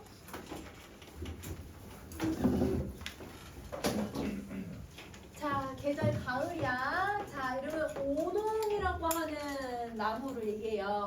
오동나무의 서리다리. 이러면 서리다리라면 서리는 여러분 계절적 배경이 무조건 언제가 돼야지? 겨울. 가을. 왜냐면 일교차가 커야 여러분 얼음 얼듯이 얘가 서리가 생긴단 말이야. 그래서 가을을 얘기하고 사경은 여러분 혹시 이거 우리 방학 때 하긴 했는데 여러분 시간이 언제인지 혹시 기억나요? 1시부터 3시 밤낮. 밤이야 낮이야? 밤 왜? 달이 떠 있으니까. 그러면 밤 1시부터 3시까지 여러분 달이 돋아온다는 거야. 그러면 여러분 지금 시간적 배경이 밤인데 달이 뜨는 가을밤이잖아요. 그쵸? 그래서 가을밤이라고 정리할게요. 자, 천암 만학이 낮인데 그러할 수 있을까? 이러면 암이 무슨 암자인지 혹시 알 수 있을까? 암자가? 바위 암자야. 맞아. 학자는 계곡이야. 그러면 바위와 계곡이 낮이라도 이렇게 아름다울 수 있을까? 그러면 여러분 이미 답이 정해졌잖아. 질문을 하네. 서리법, 그렇지. 가을달 밤에 이 풍경을 뭐 하고 있다고 보면 될까요, 여러분? 예찬을 해요. 아무리 여러분 낮이라고 해도 이 정도로 아름다울 수가 없다라고 예찬을 하는 거지. 호주 수성종을 누가 여기다 옮겨놨을까? 그럼 여러분 이 중국 서우라고 하는 여러분 호수가 진짜 아름다운 호수거든. 그 호수에 여러분 이 옛날 중국 이제 왕이 여기서 머물려고 여러분 수정궁이라고 해서 수정으로 얘들아 궁을 만들었대요. 엄청 돈을 많이 썼겠죠. 그러니까 여러분 너무 막 반짝반짝반짝 너무 아름다운 거예요. 그 아름다운 궁궐을 여기 옮겨놓은 것처럼 너무 아름답다라는 거야. 그러면 여러분 여기 무슨 표현법 썼는지 한번 봐봐. 누가 옮겨왔을까? 그 정도로 예쁘다. 답이 정해져. 서리법이고 호주에 있는 여러분 수정궁이랑 여기 얘들아 지금 서하당 밤에 바라보는 여러분 이 자연의 풍경 이거를 여러분 뭐 하고 있는 걸까? 비교해. 맞아. 그러면 서리법이랑 비교법을 사용해서 얘들아 어떤 의도로 이렇게 이 표현법을 쓴 거예요? 예찬. 그렇지. 그래서 이렇게 지금 봐봐. 아까 선생님이 이곳이 얘들아 이제 강가도 있고 그 다음에 얘들아 이제 밤에 얘들아 산밖에 없어. 그러면 산에 얘들아 달이랑 별이 엄청 많이 뜬 걸 볼 거란 말이야. 그걸 보면서 은하를 여러분 띄어내어서 광안전에 꼭 올라온 것만 같더라. 광안전이 어디지 얘들아? 옥황상제의 궁궐. 옥황상제의 궁궐이니까 자기가 꼭 어디 와 있는 것 같다 얘들아? 천상계에 와 있는 것 같더라. 이렇게 얘기를 하고 있는 거예요. 천상계에 올라온 것 같다. 자, 그 다음에 짱맞은 늙은 소나무 조대에 세워놓고 자, 여러분 선생님이 여러분 지금 여기 짱맞은 소나무들이 조대, 낚시터에 얘들아 세워놨다라고 얘기를 했잖아. 그러면 여러분 이 옆에 지금 강 하나 있죠? 여기가 얘들아 지금 돌멩이가 있거든요. 그래서 여기 사진이 좀 잘렸는데 여기가 다 소나무예요. 여러분 이렇게 소나무들이 있어. 이렇게 소나무들이 있어. 나무들. 그러면 이 나무들을 여러분 옆에다 세워놓고 여기서 여러분 조대는 여기 이렇게 낚시를 하는 곳이야. 여러분 실제 여러분 그 서하당 바로 앞쪽에 보면 여러분 이렇게 조대라고 하는 곳이 있어요. 자, 그리고 그 아래 배를 띄워서 가는 대로 한번 던져뒀더니 그럼 여러분 이 사람 지금 밤에 달이 떠 있는데 그냥 여러분 강가에다가 그냥 조그만 배 띄워놓고 여러분 노도 안 잡고 그냥 가만히 떠 있는 상태네. 여러분 누워서 얘들아 그 밤하늘을 바라보고 있을 때 얼마나 아름다울까? 그 아름다운 밤하늘을 지금 묘사를 하는 거야. 그래서 선생님 지금 얘들아 여기다가 뭐 그려놨어요? 얘들아 배 그려놨잖아요. 강물에다가 배를 띄워서 얘가 이렇게 강하늘을 바라보고 있는 거야. 자, 홍료와 백빈주 어느 사이에 지나갔길래 근데 여러분 홍료화가 화자만 읽으면 돼. 화자가 무슨 화자야? 꽃, 빨간 꽃. 그치? 빨간 꽃이 지나가고 백빈주가 얘들아 무슨 뜻이냐면 이게 흰 꽃이에요. 흰 꽃. 그러면 여러분 여기 주변에 여러분 무슨 꽃이 피어 있는 거야 얘들아? 흰 꽃, 그 다음에 얘들아 빨간 꽃 이런 것들이 피어 있는데 이게 지나가 버렸다는 거야. 왜? 나는 물을 유유자적 이렇게 떠다니면서 얘들아 지금 배를 타고 있으니까. 그러면 무슨 이미지가 두드러지겠어요, 얘들아? 시각적. 그렇지. 자, 한벽당이라고 하는 곳이 어디냐면 여러분 한벽당은 시경정 맞은편에 집이 하나 있어요. 그 집이 얘들아 바로 김윤재라고 하는 사람이 살던 곳인데요. 이 김윤재라고 하는 사람이 잠을 자다가 여러분 꿈에 용이 나온 거야. 근데 여러분 이 용이 여러분 이 환벽당 봐봐. 여러분 여기가 서하당이 있으면 바로 맞은편에 환벽당이 있거든 얘들아. 근데 여기 사이를 여러분 지금 뭐가 흘러가고 있냐면 저렇게 얘들아 조대 낚시할 수 있는 조대랑 그 다음에 여기 용소라고 하는 아주 조그마한 내천이 또 흘러. 그게 지금 여기 강인데요. 그러면 여러분 이 환벽당에서 자기가 잠을 자다가 김윤재가 꿈을 꿨는데 이 용이 여기 이 조대에서 이렇게 흘러가는 여기서 승천하는 그런 꿈을 꾼 거야. 아유 뭔가 이상하다. 왜냐면 바로 우리 집 앞에서 얘가 용이 승천하니까. 그래서 밤에 김윤재가 나가봤더니 여기서 정철이 목욕을 하고 있었대요. 그럼 정철이 누구예요? 용이라는. 그 정철이 천년 노력이라고 왜 자기를 자랑했던 이유가 있었네. 이러면 이 정철을 발견을 했어. 그때 정철 나이가 17살이었대. 그러니까 여러분 김윤재가 정철이라고 하는 이 사람이 얘들아 만났는데 너무 똑똑한 거야. 아까 얘들아 선생님이 김성원하고 여러분 정철이 나이 차이는 있지만 여러분 같은 사람한테 배웠다고 했죠. 그게 누구게요? 김윤재예요. 김윤재한테 배워요. 그래서 김윤재의 딸이랑 여러분 이제 정철이 결혼도 해요. 그래서 여러분 김윤재가 살던 곳이야. 그곳에 용소 여러분 용소 소 연못 그치? 저게 연못이야. 여기가 용소야. 여기가 용소 여기가 조대야. 그러면 이 용소의 뱃머리가 벌써 닿았구나. 그러니까 여러분 배를 타고 여러분 이 용소까지 한벽당에 있는 용소까지 이렇게 왔다라는 거예요. 그러면 여러분 화자는 여러분 밤에 진짜 여유롭게 놀고 있는 거 아니야 얘들아? 그러니까 여러분 유유자적한 모습을 보여주고 있는 거지. 여러분 여기까지 이해됐어요 얘들아? 자 그러면 여기 아까 빨간색 꽃이랑 하얀색 꽃이 막 가득 피어있다고 했잖아. 이게 지금 계절이 언제죠? 가을이죠. 실제 여러분 이 환벽당에 여러분 잘 보이네. 이게 환벽당이거든요. 환벽당 앞에 가을에 이렇게 빨간색 꽃이 핀대요. 이 꽃을 여러분 이렇게 배 타고 지나가면서 이 환벽당을 바라본 거야. 알겠지? 이게 환벽당이고 환벽당이 바로 이거예요. 이게 환벽당. 그냥 이 근처를 내가 지나갔다. 정처럼 이렇게 생각해주면 돼. 자 그러면 여러분 이제 50번 한번 가보자. 여러분 이 청강 녹초변에 소를 먹이는 아이들이 그러면 여러분 지금 이렇게 강물가에 아이들이 소를 뭘 먹이고 있을까? 물, 그치 물을 먹이고 있는데 석양이 어찌 겨워 이러면 겨웠다는 건 흥겨워라는 뜻이야. 흥겨워서 석양이 어찌 이렇게 흥겨워서 단적 짧은 피리를 불고 있구나. 그럼 여러분 어린애들이 소에 물 먹이면서 얘들아 뭐 하고 있어? 피리 불고 있어요. 어린애들이 근데 이런 피리 불 때가 얘들아 지금 시간이 언제라고 얘기해요? 석양이 질 때래요. 그러면 여러분 지금 이미지가 무슨 이미지하고 무슨 이미지가 두드러지겠어요? 네? 시각청각. 그렇지. 그래서 그렇게 비껴보니 물 안에 잠겨있는 용이 잠을 깨라서 일어날 것만 같고 내가 뭐냐면 안개야 얘들아. 안개가 깨어서 안개 사이로 나온 학이 제 깃. 여러분 깃이 뭐냐면 자기 집이야 얘들아. 자기 집을 버리고 반공. 이런 반공이 무슨 뜻이더라? 하늘. 그치? 하늘에 떠다닐 것만 같더라. 그러니까 여러분 이렇게 얘들아 자연의 아름다움에다가 거기에다 들려오는 유유자적한 피리 소리에 그리고 여러분 아름다운 석양에 이런 것들이 꼭 뭐 하다 얘들아? 용이 날아갈 것만 승천할 것만 같고 학이 날아다닐 것만 같다. 이렇게 얘기를 하고 있는 거예요. 자 그 다음에 여러분 우리 54번 한번 가보자. 소선적벽. 여러분 소선이 선자가 들어갔네. 신선. 여러분 우리 저번에 관동별곡에서 죽어서 신선된 신 2명 있지 않았어? 이백하고 소동파. 그래서 여러분 중국 송나라 문인 소동파가 죽어서 신선됐거든. 그래서 소선이라고 불러. 알겠지? 소동파가 지은 적벽부라고 하는 책에서는 추칠월이 좋다고 했는데 자기가 생각했을 때는 여러분 8월 15야 이러면 15야 한자 그대로 읽을 수 있을까?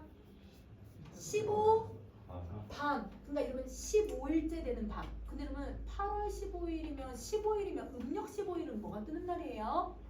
보름달이 떠요. 맞아요. 보름달을 뭐가 좋아서 이렇게 좋다고 얘기하나 그럼 여러분 소선이라고 하는 사람은 언제가 좋다 얘들아? 7월이 좋대. 근데 여러분 여기서 7월이라고 하면 여러분 여름이라고 생각하면 안 되죠. 뭐가 들어갔어요? 가을. 그러면 여러분 음력으로 하면 여러분 몇 월이 돼? 음력이 7월이면 양력으로는 몇 월일까요? 8월, 9월 초거든요. 그러니까 여러분 완전 여러분 초가을이라고 생각하면 돼. 그러면 여러분 이 소선은 초가을이 제일 최고다. 이렇게 얘기를 했는데 여러분 정철이 생각했을 때는 여러분 우리나라 사람들이 생각했을 때라고 했지만 자기가 생각하는 거랑 똑같은 거지. 자기가 생각했을 때는 언제가 최고다? 음력 8월 15일이 제일 좋대요. 그러면 음력 8월 15일이면 여러분 우리 양력으로 따지면 9월에서 10월 초거든요. 완전 한 가을이죠. 그러니까 여러분 이때는 여러분 초가을이 아니라 완전 가을 중반이 제일 아름답더라. 그러면 여러분 여기서 무슨 표현법을 쓰고 있냐면 여러분 왜 사람들이 이렇게 칭찬하고 있냐라고 했는데 칭찬할 만하지 아름다우니까 답이 정해져서 여러분 질문하니까 설이이기도 하지만 여러분 소선은 이렇게 생각하는데 자기는 이렇게 생각한대. 우리나라 사람들은 이렇게 생각한대. 이게 뭐예요? 비교도 하고 있는 거죠. 자, 성은 아주 얇은 구름이 사방에 여러분 가득하고 물결이 여러분 잔잔할 때 하늘에 돋은 달이 소나무 위에 걸려져 있으니 잡다가 빠진 게 적선이 참 야단스럽다. 자 여러분 선생님이 대략적으로 좀 그려보기는 했는데 근데 여러분 달을 사실 잘못 그렸지. 무슨 달을 그려야 돼? 보름달 그려야 되는데 나 동그라미 그리는 것보다 얘들아 초승달이 뭔가 달 같아가지고 이렇게 그리긴 했는데요. 자 여러분 소나무 사이에 달이 걸려져 있어. 거기에다 아까 무슨 구름 얘들아? 섬은 아주 얇은 구름이 지나가. 그리고 여러분 밤에 여러분 이 조대 같은 곳에서 강물이 흘러가는 모습에 여러분 이거 본 거야. 근데 여러분 여기서 이 강물에 이 나무랑 달이 어떻게 될까 얘들아? 이렇게 비칠 거란 말이에요. 그림자가 생길 거란 말이에요. 그러니까 여러분 누구를 떠올렸냐면 적선을 떠올렸네. 이적선인데 이적선이 누구더라 얘들아? 200이잖아. 200 어떻게 죽었다고 선생님 설명했는지 혹시 기억나? 달 얘들아 가지려다가 강물에 뛰어들었다고 했잖아요. 그러니까 여러분 달이 너무 아름다워서 강물에 뛰어든 이적선을 자기가 이해할 것 같다. 그 정도로 아름답다. 이걸 얘기를 해. 그럼 정리해보자. 무슨 편법을 썼냐면 여러분 고사를 이용해주고 있네. 이적선의 모습을.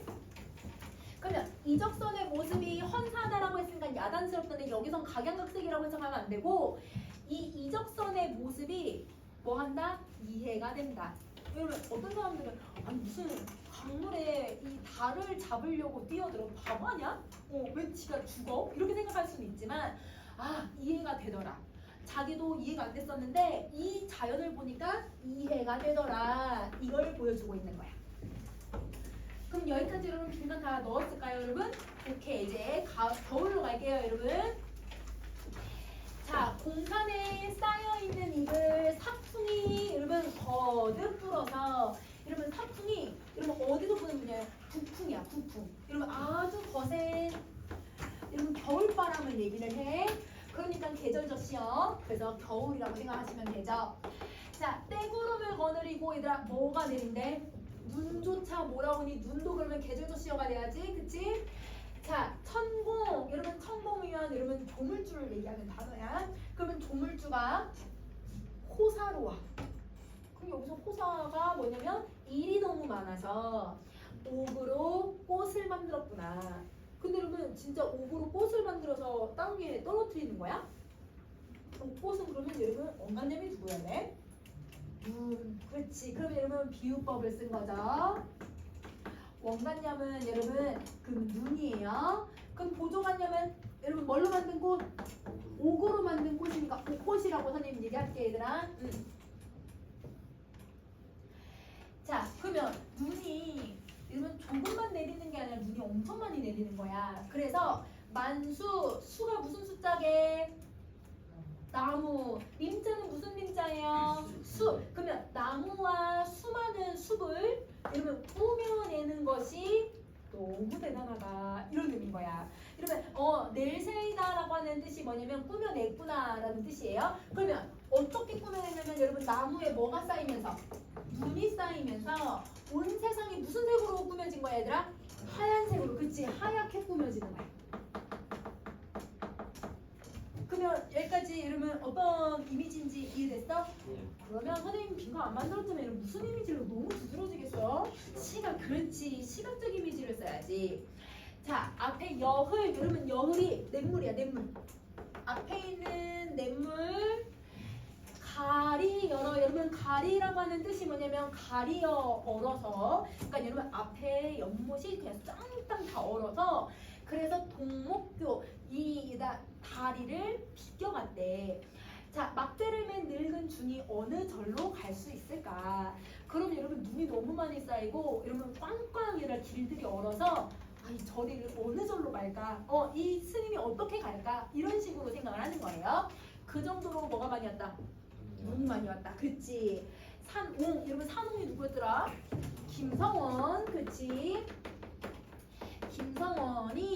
김성원의 이 부기를 여러분 돈과 막 얘들아 부유한 거를 남들에게 헌사 전하지 말아라. 헌사는 여러분 이때는 야단 수업도 아니라 이걸 여러분 전달하지 마라 이런 의미야. 그럼 이 말은 뭐냐면 여러분 돈을 주지 마라 이런 의미가 아니라 이때 부기는 물질적 가치를 얘기하는 게 아니라 자연의 부기, 자연의 아름다움 이걸 부기라고 비유를 한 거야. 그러면 아름다운 자연을 겉하며 즐기는 마음의 부기예요. 그러면 이때 부기는 여러분 긍정적이요, 부정적이요? 완전 긍정이니까 여러분 속세의 가치라고 생각하면 안 돼. 이것도 얘들아 모의고사에서 다 얘들아 정철은 이 속세의 가치를 추구한다 이런 말 나오거든. 그럼 이거 맞아 틀려? 이거 틀려. 속세의 가치 아니야. 자, 경료굴. 여러분 경료굴은 뭐가 내린 여러분 모습을 얘기하냐면 눈 내린 성산을 비유해요. 그러면 눈 내린 성산을 경료굴이가 신선 사는 곳이라고 생각하는 거거든. 그래서 신선 세계에서 여러분 하얀색이라는 곳이 있는데 그걸 경료굴이라고 해. 그리고 표현법은 여러분 요거 여러분 그럼 비유법. 그러면 여러분 요건 눈이라고 하는 이미지가 있으니까 여러분 계절적시어가 될 수 있다. 근데 여러분 선생님 은색에는 잘못 동그란 표시하면 안 되는데 동그란 표시해가지고 얘들아 미안해 이거 동그란 표시 아니야 계절적시어 아니야. 자 그러면 은색에 여러분 자 은색에는 은거하는 삶. 그러면 은거하는 삶은 여러분 어디에서 은거하는 걸까요? 자연에서. 그렇지. 자연에 은거하는 삶을 여러분 요거 찾을 그치 찾을 사람. 그치 찾을 띄고 찾을 사람. 여러분 리을시라가 무슨 뜻이더라? 뭐뭐 할까봐 두렵다. 있을까봐 두렵다.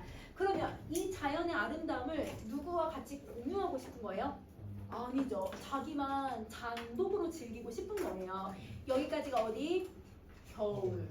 그러면 여러분 본사 끝. 사계절 끝났어. 알겠지? 자 그럼 그 다음 거 맞아요. 자, 산중에 벗이 없어서 책을 쌓아두고 만고 인물을 여러분 거슬러 올라가 생각해보니 그러니까 여러분 성현들의 삶을 생각해보는 거야. 그러면 여러분 성현들의 삶을 뭐 하고 있다고 봐도 될까요? 무슨 태도가? 성찰. 그렇지. 성찰하는 태도를 갖고 있는 거야. 자, 성현도 많지만 포괄도 많고 많았구나. 그럼 여러분 예전에 이렇게 뛰어난 성현도 많고 영웅 포괄도 정말 많았구나. 하늘에 얘들아 삼기다가 무슨 뜻이더라? 생기다. 태어나다. 하늘이 처음 생겨났을 때 태어났을 때 무심했을까마는 이때 여러분 무심은 무슨 뜻일까요? 욕심 없다는 걸까요?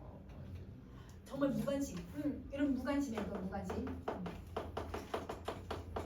그러면 하늘이 처음 만들어졌을 때 이렇게 얘들아 무심 이러면 아무 무관심했겠느냐마는 어찌 시대의 운수가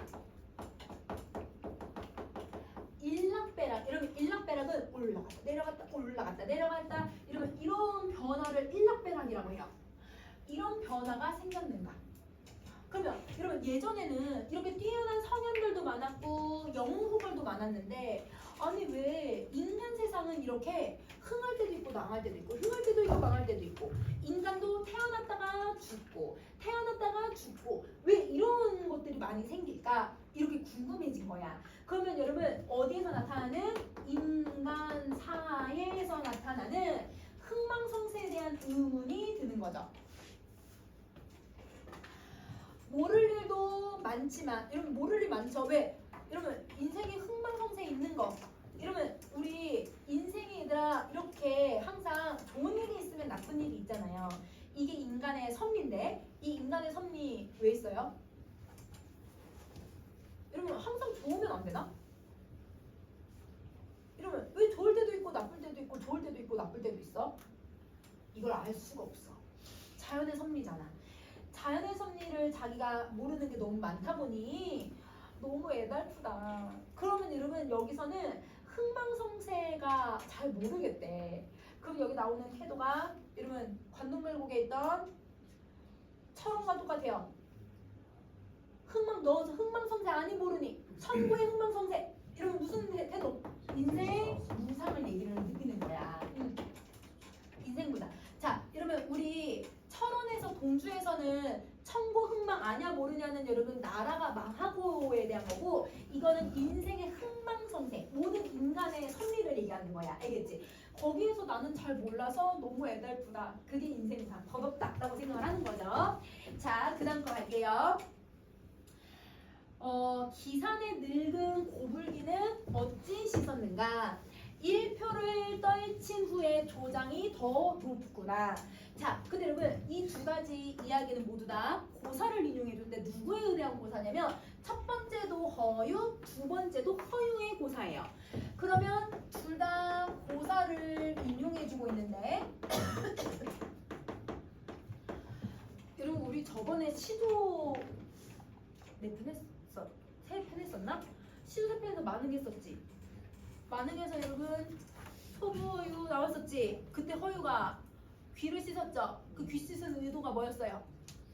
속세에서 왕이 되라는 말을 듣고서 아유 싫어 이렇게 해서 귀를 씻어버렸었잖아. 그러면 세속의 일을 듣고 귀를 씻었다라고 하는 고사는 세속과 가까이 하려는 거야 멀리 하려는 거야? 멀리 하려는 태도를 얘기하는 거고. 자, 두 번째는요. 허유가 정말 가난하고 청렴하게 살았어요. 그래서 우물가에서 물을 떠마셔야 되잖아. 근데 이런 표주막이 없어가지고 그냥 이다 손으로 이렇게 떠서 물을 마셨대. 우물에서. 그러니까 이런 마을 사람 중에 어떤 사람이 너무 안쓰러워가지고 표주막 하나를 줬대요. 근데 그러면 이 표주막을 우물에다가 딱 걸어놨는데 여기서 소리가 바람 때문에 소리가 덜덜 이렇게 소리가 나잖아요. 그 소리가 듣기 싫다고 해서 얘들아 그걸 부시고 대결해. 허유가. 그러면 여러분 이 고사에선 여러분 이 허유의 인간성이 드러나나요? 인간성 드러나요. 여러분 어떤 인간성이냐면 남이 준 선물을 부신다 이게 아니라 표주박 하나조차도 속세 것이라고 생각해서 멀리하는 거야. 이것조차 내 게 아니라고 생각을 하는 거예요. 그러니까 여러분 이 사람은 표주박이 없어도 그냥 이런 맨손으로 물 마시고 아무것도 가지지 않은 상태로 살아도 된다. 이게 지조절개가 너무 높다라는 거야. 그러면 정리를 해보면 두 고사 모두 다 이 사람이 부유하게 살려고 해 아니면 여러분 청렴하게 살아가려고 해? 청렴하게. 뭐는 멀리하면서? 속세는 멀리하면서. 그러면 여러분 정리할 수 있지. 허유의 고사에 나오는 이 속성은 여러분 속세를 뭐한다? 멀리한다. 그 다음에 두 번째 여러분 어떻게 살아가려고 한다? 청렴하게 살아가려고 한다. 이 청렴하게 살아가는 모습이 너무 지조절개가 높구나. 이 사람의 기계가 이렇게 높구나 라고 여러분 허유를 예찬해주고 있는 거예요. 알겠죠? 자, 인심이 낫 같으니 여러분 낫이 뭐야? 낫 얼굴 그치? 얼굴 같으니 그러면 여러분 5년 전에 여러분 얼굴 지금 얼굴 같아달라요? 조금 다르죠? 그쵸? 더 사갔겠죠? 선생님도 마찬가지예요. 선생님도 5년 전에 더 사갔겠죠? 여러분 내가 나이가 들려가잖아요. 인간은 모두 다 얼굴이 어때요? 변해요. 그러니까 새롭다고 생각이 드는 거예요. 그러면 여러분 이때 얼굴은 여러분 인심은 얼굴 같아서 새롭더라 변하더라. 이건 여러분 무슨 표현법이 쓰냐면 뭐뭐 같다라고 했으니까 직유법을 쓴 거지. 근데 여러분 세상 일은 구름이라서 험하기도 험하구나. 그러면 여러분 세상 일이 구름 같대. 그러면 세상 일은 구름, A는 B. 이거 무슨 표현법이야 이건? 은유법을 쓰고 있는 거죠. 그래서 세상 일을 구름에 비유를 해주고 있는데 이건 속세를 뭘로 생각하냐면 쉽게 변하는 구름 같다라고 생각해요. 그러면 구름은 여러분 긍정적음일까 이건 부정적음일까? 이건 부정적음이야. 맞아. 아까 얘들 앞에서 여러분 김성원을 뭐에다 비유했더라? 두 개. 올이랑 구름. 그때 구름은 긍정적 시열까 부정적 시열까? 긍정적 시연데 그치 여기서는 부정적 시연으로 쓰는 거야. 알겠지? 자 엊그제 빚은 술이 어도록 익었거늘. 그러면 여러분 엊그제 빚은 술을 오늘 익었다고 생각해서 술을 마시겠대요. 왜 술을 마시냐면 여러분 내가 인생사가 이렇게 힘들다라는 거. 인생사는 여러분 흥망성쇠가 있다라는 인생무상의 근심을 느꼈잖아. 그거를 해소해보고 싶은 거야. 그러면 여러분 시름을 해소해주는 뭐라고 보면 돼 얘들아? 매개체. 그렇지. 그래서 여러분 김성원이랑 잡건이 밀건이 여러분 잡건이 밀건이 말 짠도 했다가 마셨다가 짠도 했다가 마셨다가 이러면 실컷 여러분 주고받은 후에 김성원이랑 술을 마신 거예요. 마음에 맺힌 시름이 조금이라도 없어진 것 같다. 그러면 여러분 근심 해소됐다 안 됐다?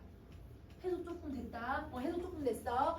여러분 관동별곡에서는 여러분 내 근심 뭘로 해소하지? 꿈, 그치? 근데 여기서는 술로 해소 똑같이 해. 검은고를 여러분 시옷 얽어서 얹어. 이러면 시옷이라는 건 줄을 얹어라는 뜻이야. 그러면 검은고 줄을 얹어서 풍입송이라고 하는 노래를 연주를 해요. 그러면 여러분 악기를 연주하는 것도 여러분 뭘 해줄까? 시름을 해소해주는 매개체야. 그래서 여러분 내가 손님인지 내가 주인인지 다 잊어버렸대. 그런 여러분 손님과 주인의 구별까지도 잊어버린 상태가 되는 거고요. 그럼 이 말은 여러분 정철은 여러분 지금 성산이라고 하는 이 자연에서의 삶에 완전히 뭐 했다고 하면 될까? 빠져들었어. 그걸 동화했다라고 볼 수 있지. 그래서 여러분 이 삶에 동화가 되어 있는 상태. 완전 빠져버린 거야. 그러니까 자기가 김성원 같다, 진거 같다 이렇게 생각을 하는 거죠. 장공, 여러분 장공이 무슨 뜻이야? 높은 하늘, 그치? 높은 하늘에 떠있는 학이 이 고래 진선이구나. 그러면 여러분 이 마을에 신선이 산대요. 그게 누구 같대요? 학이 바로 신선 같다고 생각하는 거죠. 그러면 여러분 여기 표현법은 여러분 은유법이 쓰였는데 원관념이 누구라는 거야? 학이야, 학. 학을 여러분 진선이라고 표현을 했어. 요대월화 여러분 신선이 사는 달 아래에 행여 아니 만나셨는가? 너 혹시 우리 마을에서 신선 만나본 적 없니? 이런 식으로 물어본 거야. 신선 만나본 적 없는지. 손이 주인에게 니로대가 뭐예요 여러분? 말하길 그대가 그 사람인가 하노라. 그러면 여기서 여러분 정철이 저 김성원한테 말했대. 너 혹시 이 마을에서 신선 못 봤니? 그게 너야. 이렇게 얘기하는 거야. 그러면 그는 여러분 누굴 얘기하는 거야? 김성원. 그러면 김성원을 여러분 뭐에다 비유를 했어? 신선하고 학에다 비유를 한 거죠. 그래서 여러분 왜 학을 신선 같다고 얘기하는 거지? 우리 학은 누구 태우고 다닌다고? 신선 태우고 다니는 애라고 했잖아. 그러니까 신선의 가치관을 담고 있는 거야. 자, 그러면 여러분 정리해볼게. 서사에서 여러분 정철이 김성원한테 물어본 게 뭐였죠? 인간 세상이 이렇게 좋은데 왜 자연에서 사니? 라고 물어봤잖아. 김성원 대답했어 안 했어? 안 했지만 여러분 정철은 경험해봤죠. 사계절을 여러분 이 성산이라고 하는 곳에서 생활해보니까 여러분 너가 신선이네. 너 여기서 신선으로 살고 있으니까 그래서 인간 세상에 안 가는 거구나. 깨달았죠. 그러면 물음에 뭐가 된 거예요? 해소된 거예요. 여러분 답이 알게 된 거죠. 자, 질문이 뭐였냐면 왜 인간 세상이 좋은데 자연의 나이가 들수록 계속 들어가면서 사시나. 들어가기만 하시나? 라고 물어보니까 김성원이 누구니까? 신선이니까 그래서 자연 속에 들어가는 거구나. 이걸 깨달은 거예요. 자기가 직접 경험을 통해서. 그러면 이거는 여러분 대답을 들어서 깨우친 거예요? 실제 경험으로 깨우친 거예요? 경험으로 깨우쳤다고 생각해야 돼. 자, 그 다음에 마지막. 여러분 김성원을 신선 같다라고 표현한 이유는 두 가지 의미를 가지고 있어요. 자, 첫 번째. 아름다운 성산의 자연이 마치 여러분 무슨 세계 같다? 신선 세계 같다라고 해석을 해도 되고요. 주인 김성원이 자연에서 사는 모습이 누구 같다? 신선처럼 살더라. 그러니까 여러분 사는 곳이 신선 세계라고 해도 되고 김성원 자체를 신선이라고 해도 되는 거야. 그러면 결과적으로는 여러분 해석을 어떻게 하든 자연과 김성원을 모두 다 예찬하는 모습이어야 돼. 알겠지? 그럼 이 작품의 주제는 여러분 누구하고 누구를 예찬하는 거다? 김성원의 삶과 자연, 그치? 성산의 모습을 예찬한다. 이렇게 생각해주면 돼요. 이거 좀 다 했을까? 오케이. 자, 그러면 뒤로 넘어가셔서 13쪽까지 13쪽에 새들도 세상을 뜨는구나까지 할게요. 근데 여러분 우리 작품 더 뭐 나가는 거 있어요? 없어요? 뭐 더 나갔어 이거? 그래서 태평천하 있나? 네. 태평천하 있니? 태평천하. 태평천하는 전문이 아니면 여러분 전문 아니고 그냥 보관만 하고 있니? 네. 오케이. 그리고 6월 모의고사는 뭐가 들어갈까요? 그건 아직 안 말씀해 주셨어? 자, 그러면 여러분 새들도 세상을 뜨는구나. 자, 반영된 시대를 알고 있어야 되는데 그러면 이 작품은 무슨 논적 관점을 항상 염두에 둬야 돼? 반영론적 관점을 생각해야 돼. 맞아. 그래서 여러분 이 작품은 반영론적 관점을 생각해줘야 돼. 자, 여러분 그럼 반영된 시대가 언제냐면 1980년대를 배경으로 하고 있고요. 그러면 80년대에 얘들아 군사정권, 즉 독재정권이죠. 그래서 이 독재정권의 포괄적 정치를 반영해서 쓴 작품이다. 이런 선생님 이제 엄마하고 아빠가 학교 다닐 때가 딱 중고등학교 다닐 때가 우리 엄마 아빠가 다닐 때가 딱 80년대였거든. 중학교, 고등학교, 이렇게 고등학교 우리 아빠는 고등학교, 대학교, 우리 엄마는 이제 중학교, 고등학교 다녔을 텐데 그러면 여러분 길거리를 가다가 애국가 들리면 무조건 국기대학교를 해야 됐었고요. 그 다음에 여러분 영화관에 가잖아요. 그럼 무조건 애국가가 먼저 나와. 지금은 이런 막 광고 나오잖아. 예전에는 무조건 애국가가 먼저 나와서 애국가 보면서 모두 일어나서 국기에 대한 경례. 안 하면 끌려가. 이러면 경찰 끌려가. 그리고 머리 길고 미니스커트 입고 이러면 무조건 이제 잡아가는 거야. 우리 아빠가 나름 이러면 반항해보겠다 머리를 이만큼 길렀었거든. 자기가 고등학교 대학생 때 잘 반항해보겠다고 이만큼. 그래서 우리 아빠 이러면 학교에서 벌 많이 받고 막 이렇게 했대요. 그래서 이제 고등학교 우리 아빠도 읽고 나왔거든요. 그래서 읽고 나올 때 얘들아 고3 때 머리를 최대한 길리고 그 선생님한테 안 걸릴 때까지 길리고 대학교를 가서 이만큼 길린 거야. 그러니까 맨날 저기 경찰 있으면 도망가고 그다음에 이렇게 부르면 가서 이제 머리 이렇게 검사해서 여기까지 안 길었다고 여기 이제 곱슬이라고 하면서 막 이렇게 해서 막 그렇게 넘어갔었대. 이러면 이제 옛날 사람들은 이러면 머리에도 자유가 없고 옷 입는 것도 자유가 없는 그런 시대였잖아요. 모두 다 얘들아 뭘 하냐면 다 똑같은 걸 강요받는 시대였어요. 그래서 이러면 선생님 아빠가 이러면 고등학교 대학교 다닐 때 무슨 수업을 받았냐면 이러면 군사훈련, 총기 이러면 총 다루는 거. 그러면 우리 엄마는 이러면 뭘 했냐면 간호. 이러면 왜냐면 이런 전쟁이 나면 뭘 해야 되냐면 간호병이 돼야 되니까 젊은 학생들한테 전쟁이 날 걸 계속 대비를 시키는 거야. 그러니까 나는 이거에 대해서 반응을 못하는 시대였던 거지. 그러니까 무조건 다 똑같은 시대를 살아야 되는 모습이었어. 자, 그러면 영화가 시작되기 전이라고 했으니까 여러분 이게 시상이 전개되는 시작이에요. 그러면 이 작품은 시상 전개를 여러분 뭘로 시작하냐면 애국가로 시작해요. 애국가가 끝나면 시상이 끝나는 거예요. 알겠죠? 자, 그러면 이때 우리는 여러분 현실의 얘들아 이런 독재 정권의 얘들아 뭐 하고 있었냐면 우리 엄마나 선생님 아빠 같은 사람들은 현실의 억압에 인해서 머리도 마음대로 기를 수가 없고 옷도 마음대로 입을 수 없는, 즉 뭐가 없는 자유롭지 못한 존재였다는 거야. 자, 그 다음에 일제히 일어나. 여러분 학생들 영화는 여러분 내가 사실 영화를 보러 가는 이유는 문화생활을 하기 위해서 가는 곳인데 거기에서조차도 이러면 일제화가 되고 있는 거잖아요. 일제화라는 건 군사정권의 획일화를 얘기하는 거야. 자, 이 획일화가 여러분 되어서 모두 똑같이 일어나 똑같이 애국가를 경청해요. 여러분 월요일에 얘들아 조회 여러분 안 해요? 월요일 가끔씩 월요일 같은데 조회 같은 거 안 해요? 교장 선생님 말씀 읽겠습니다 뭐 이런 거 안 해요? 좋다. 선생님은 월요일마다 얘들아 뭘 했냐면 선생님 때도 월요일마다 얘들아 그냥 전체 조회가 있어. 그 운동장에 얘들아 모든 학생들이 다 서 있어. 그러면 이러면 교장 선생님 나와서 얘들아 그 선생님 푸나 있으니 나는 교장 선생님 막 말해. 근데 그럼 사실 애국가 그때 부르거든요. 잘 듣는 사람. 여러분 애국가 열심히 부르는 사람 거의 없지 않아요? 그러면 경청한다는 말이 돼야 안 돼요? 영화를 보기 전에 애국가 경청을 왜 해? 그러면 여러분 이거는 반대로 얘기하고 있는 거잖아. 반어법이 쓰여야지. 진심으로 경청하지 않아요. 그러면 여러분 가봐라. 마음에 우러나는 민족애가 있어야 되잖아. 나라를 사랑하는 마음은 마음에서 우러나야 되는데 야 애국가 들리면 무조건 길거리에서도 국회의원 경례해. 야 너 왜 국회의원 경례 안 해? 뭐 하고 있어요? 강요를 시키고 있는 거잖아요. 그러면 강요된 조국이에요. 그러니까 여러분 이 조국에 대한 여러분 마음을 강요를 시켜서 훈련을 시키고 있는 거죠. 자, 그 다음에 여러분 세 번째 줄을 한번 가보자. 삼천리 화려강산. 그러면 이 부분은 여러분 사실 어디의 내용을 인용해 온 거야 얘들아?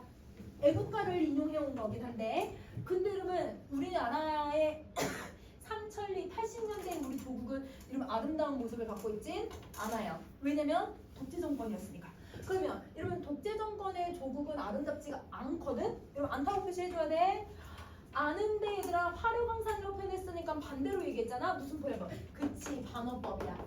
그러면 여러분 이 글에서 반어법 총 몇 번 나왔어? 2번 나왔어요.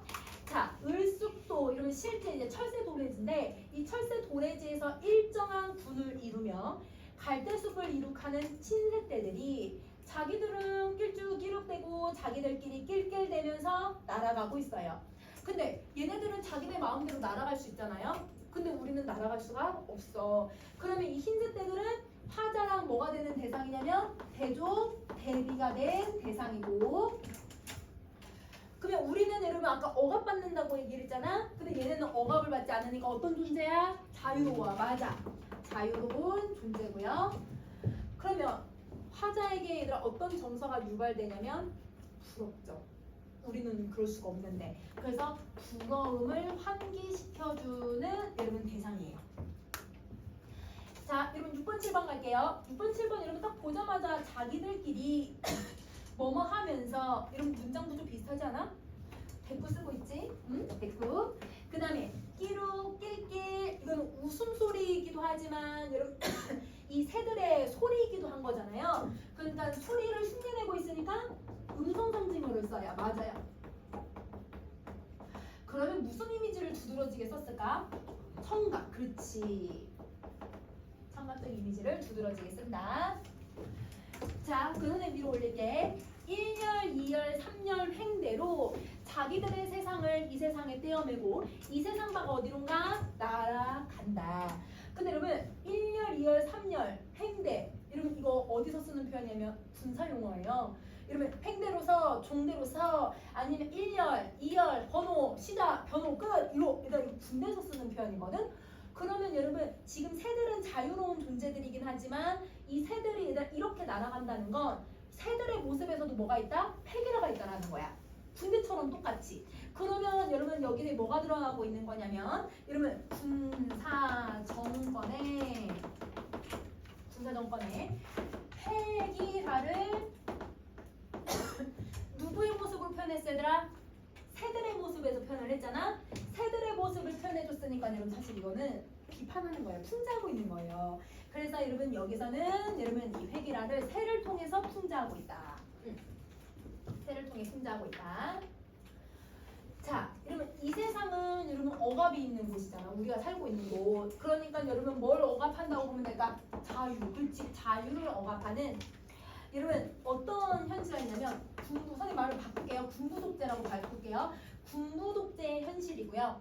그러면 이 군부독재라고 하는 1980년대의 모습은 화자가 지향해야 하는 지향하지 않지. 그러니까 여러분 지양, 지향, 지양. 그런데 이 세상 밖으로 얘들아 새들은 날아가잖아. 그럼 이 세상 밖은 여러분 어디냐면 자유가 있는 곳이잖아요. 그러니까 이곳은 이상적인 곳이기도 하지만 자유의 곳이기도 해요. 그러면 이 세계는 여러분 화자가 바랄까요? 바라지 않을까요? 바라는 곳이에요. 그러면 이 세상 밖하고 이 세상은 여러분 그러면 어떤 편법 써야 돼? 대리, 대조, 그렇지. 대조 대비가 쓰이는 거야. 공간의 대비. 자, 그러면 옆에 얘들아 선생님이 끼룩, 낄낄 의미 적었거든? 여러분 이거 한번 정리 한번 해보자. 자, 여러분 끼룩하고 낄낄은 표면적으로는 여러분 이제 새소리라고 볼 수는 있지만 근데 여러분 이 새소리이기도 하지만 여러분 우리 뭐 할 때 내는 소리이기도 하냐면 비웃을 때 그치 비웃음의 소리이기도 해. 그래서 여러분 뭐에 대한 여러분 비웃으냐면 시대. 그리고 여러분 또 뒷부분에 또 한 번 끼룩하고 깔쭉이 또 한 번 더 나오거든요. 그건 누구에 대한 비웃으냐면 화자. 시대와 화자에 대한 이걸 뭐라고 얘들아? 야유. 야유라고 하지. 이러면 야유. 이러면 비웃는 걸 조롱이라고도 해. 놀리는 거야. 그래서 야유하고 조롱의 소리라고 보시면 돼요. 이게 이면적 의미. 근데 이건 여러분 국민들을 지배하기 위해서 여러분 지금 정부가 뭘 하고 있냐면 분명 우리는 민주주의에서 살고 있는데 이놈의 이데올로기를 그다음에 또 애국을 엄숙을 여러분 뭐 하고 있어요? 강요하고 있잖아요. 그러면 이걸 강요하는 사회에 대해서 여러분 어떤 웃음이라고 봐도 돼? 비판적 웃음이라고 봐도 되고 냉소적인 웃음이라고 보셔도 되죠. 여러분 그러면 이거 약간 끼룩하고 낄낄은 누구의 웃음이랑 좀 비슷하다고 봐도 될까? 명준의 웃음이랑 비교할 수 있지 않을까? 명준은 여러분 설득을 당하지 않았다라고 하는 통쾌함도 있었어. 그런데 여러분 자기가 자기를 자조적으로 비웃었잖아. 근데 여기는 자조적이라기보단 여러분 이 시대랑 자기 자신의 행동을 여러분 냉소적으로 비판을 하고 있으니까 여러분 좀 비교하는 시대에 대한 웃음이 조금 비슷하면서 좀 다르거든요. 비교할 수 있어요. 알겠죠? 자, 그러면 여러분 앞부분 쪽은 누구에 대한 이야기가 좀 많냐면 새에 대한 이야기가 많았고 뒷부분은 이제 우리에 대한 이야기가 많아요. 그래서 선생님 여기 딱 중간에 얘들아 이렇게 밑줄 하나 딱 그어 버렸지. 그러니까 앞부분 쪽은 새에 대한 이야기, 뒷부분은 우리에 대한 이야기. 당연히 앞부분과 뒷부분이 뭐가 될 수밖에 없어 얘들아? 대조될 수밖에 없어.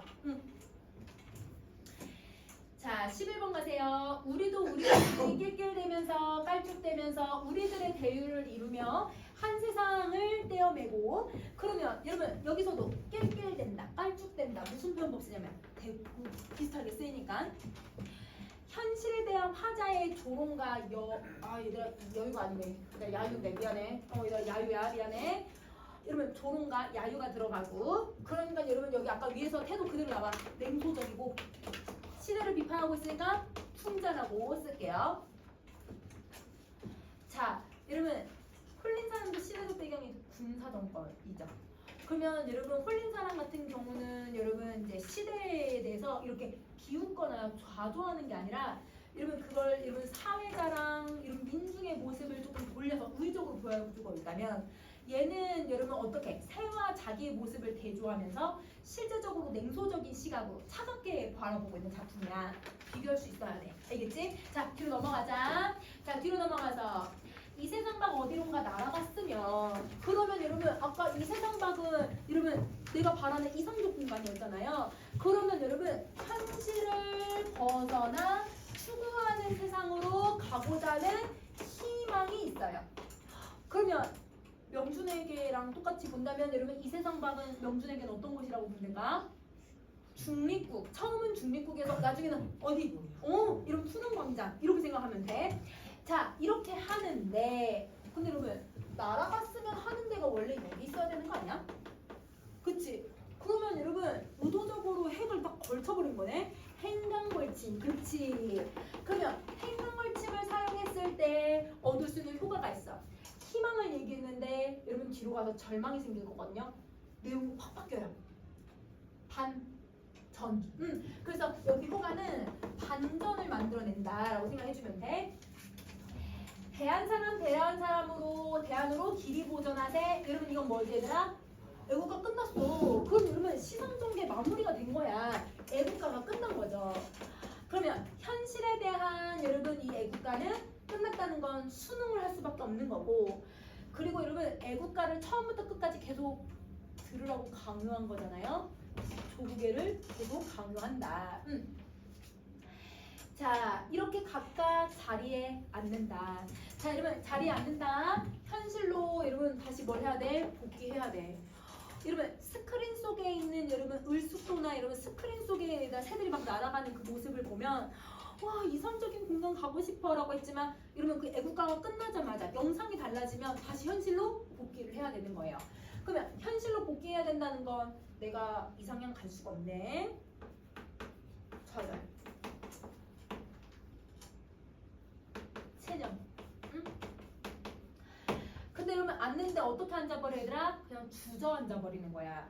근데 여러분 우리가 그냥 이렇게 앉으면 내 의지대로 그냥 앉은 거잖아. 근데 여러분 약간 우리 대부분 막 드라마 같은 데서 보면 회장님 충격받으면 어떻게 이렇게 해가지고 얘들아 쓰러지잖아. 그거는 여러분 어떤 상황이냐면 정말 절망적인 순간을 얘기하거든. 주저앉는 게 꼭 그렇게 앉는 거야. 그러면 여러분 뭐에 대해서 이러면 억압적 구속에 대해서 여러분 절망을 했다. 허탈함을 느꼈다. 안타까움을 느꼈다. 정도 선생님 이렇게 세 가지 쓸게요. 근데 여러분 좌절 체념 쓰셔도 돼요. 근데 여러분 앉는 거에다가 주저앉는다 모두 다 무슨 이미지를 갖고 있을까? 하강이야. 맞아. 그래서 여기서는 하강의 이미지를 사용해서 여러분 현실적 제약, 현실에 얘들아 우리가 제약을 받는 게 무엇인지를 제시해주고 있는 거죠. 자 그러면 여러분 아래 한번 봐봐 얘들아. 자 아래 여러분 모의고사랑 여러분 이제 이 새들도 세상을 뜨는구나가 아니라 시험에 나오면 대부분 뭘로 나오냐면 스크린 속하고 현실을 비교하는 문제를 해. 그러면 여기서 스크린 속에서 새는 여러분 자유로우니까 계속 날아가죠. 근데 여러분 날아가면 날아갈수록 어디로 올라가냐면 위로 올라가거든요. 그럼 얘는 무슨 이미지를 쓰냐면 상승의 이미지를 쓰는데, 근데 여러분 우리 현실, 영화를 바라보는 현실, 객석이지 얘들아. 이 객석에서는 자유롭지 못한 우리의 모습은 여러분 주저앉을 수밖에 없어. 그럼 주저앉으면 무슨 이미지? 하강의 이미지를 쓴더라. 자 여러분 여기까지 정리했죠? 그러면 시상정의 방식을 생각해보세요. 뭐의 시작부터 뭐의 끝까지? 애국가의 시작과 끝까지. 그치?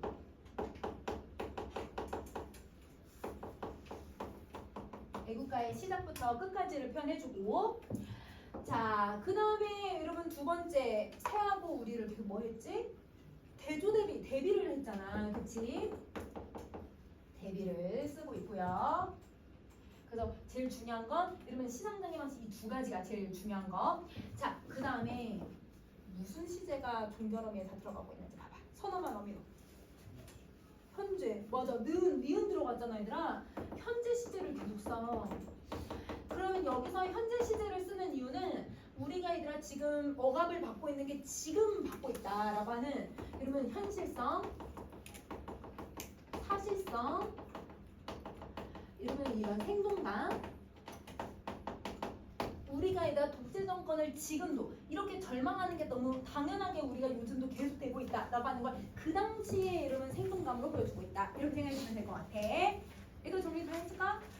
오케이. 그러면 여러분 선생님이 15쪽에 얘들아 시대적 배경도 넣어놨으니까 한번 읽어만 보시면 좋을 것 같아요.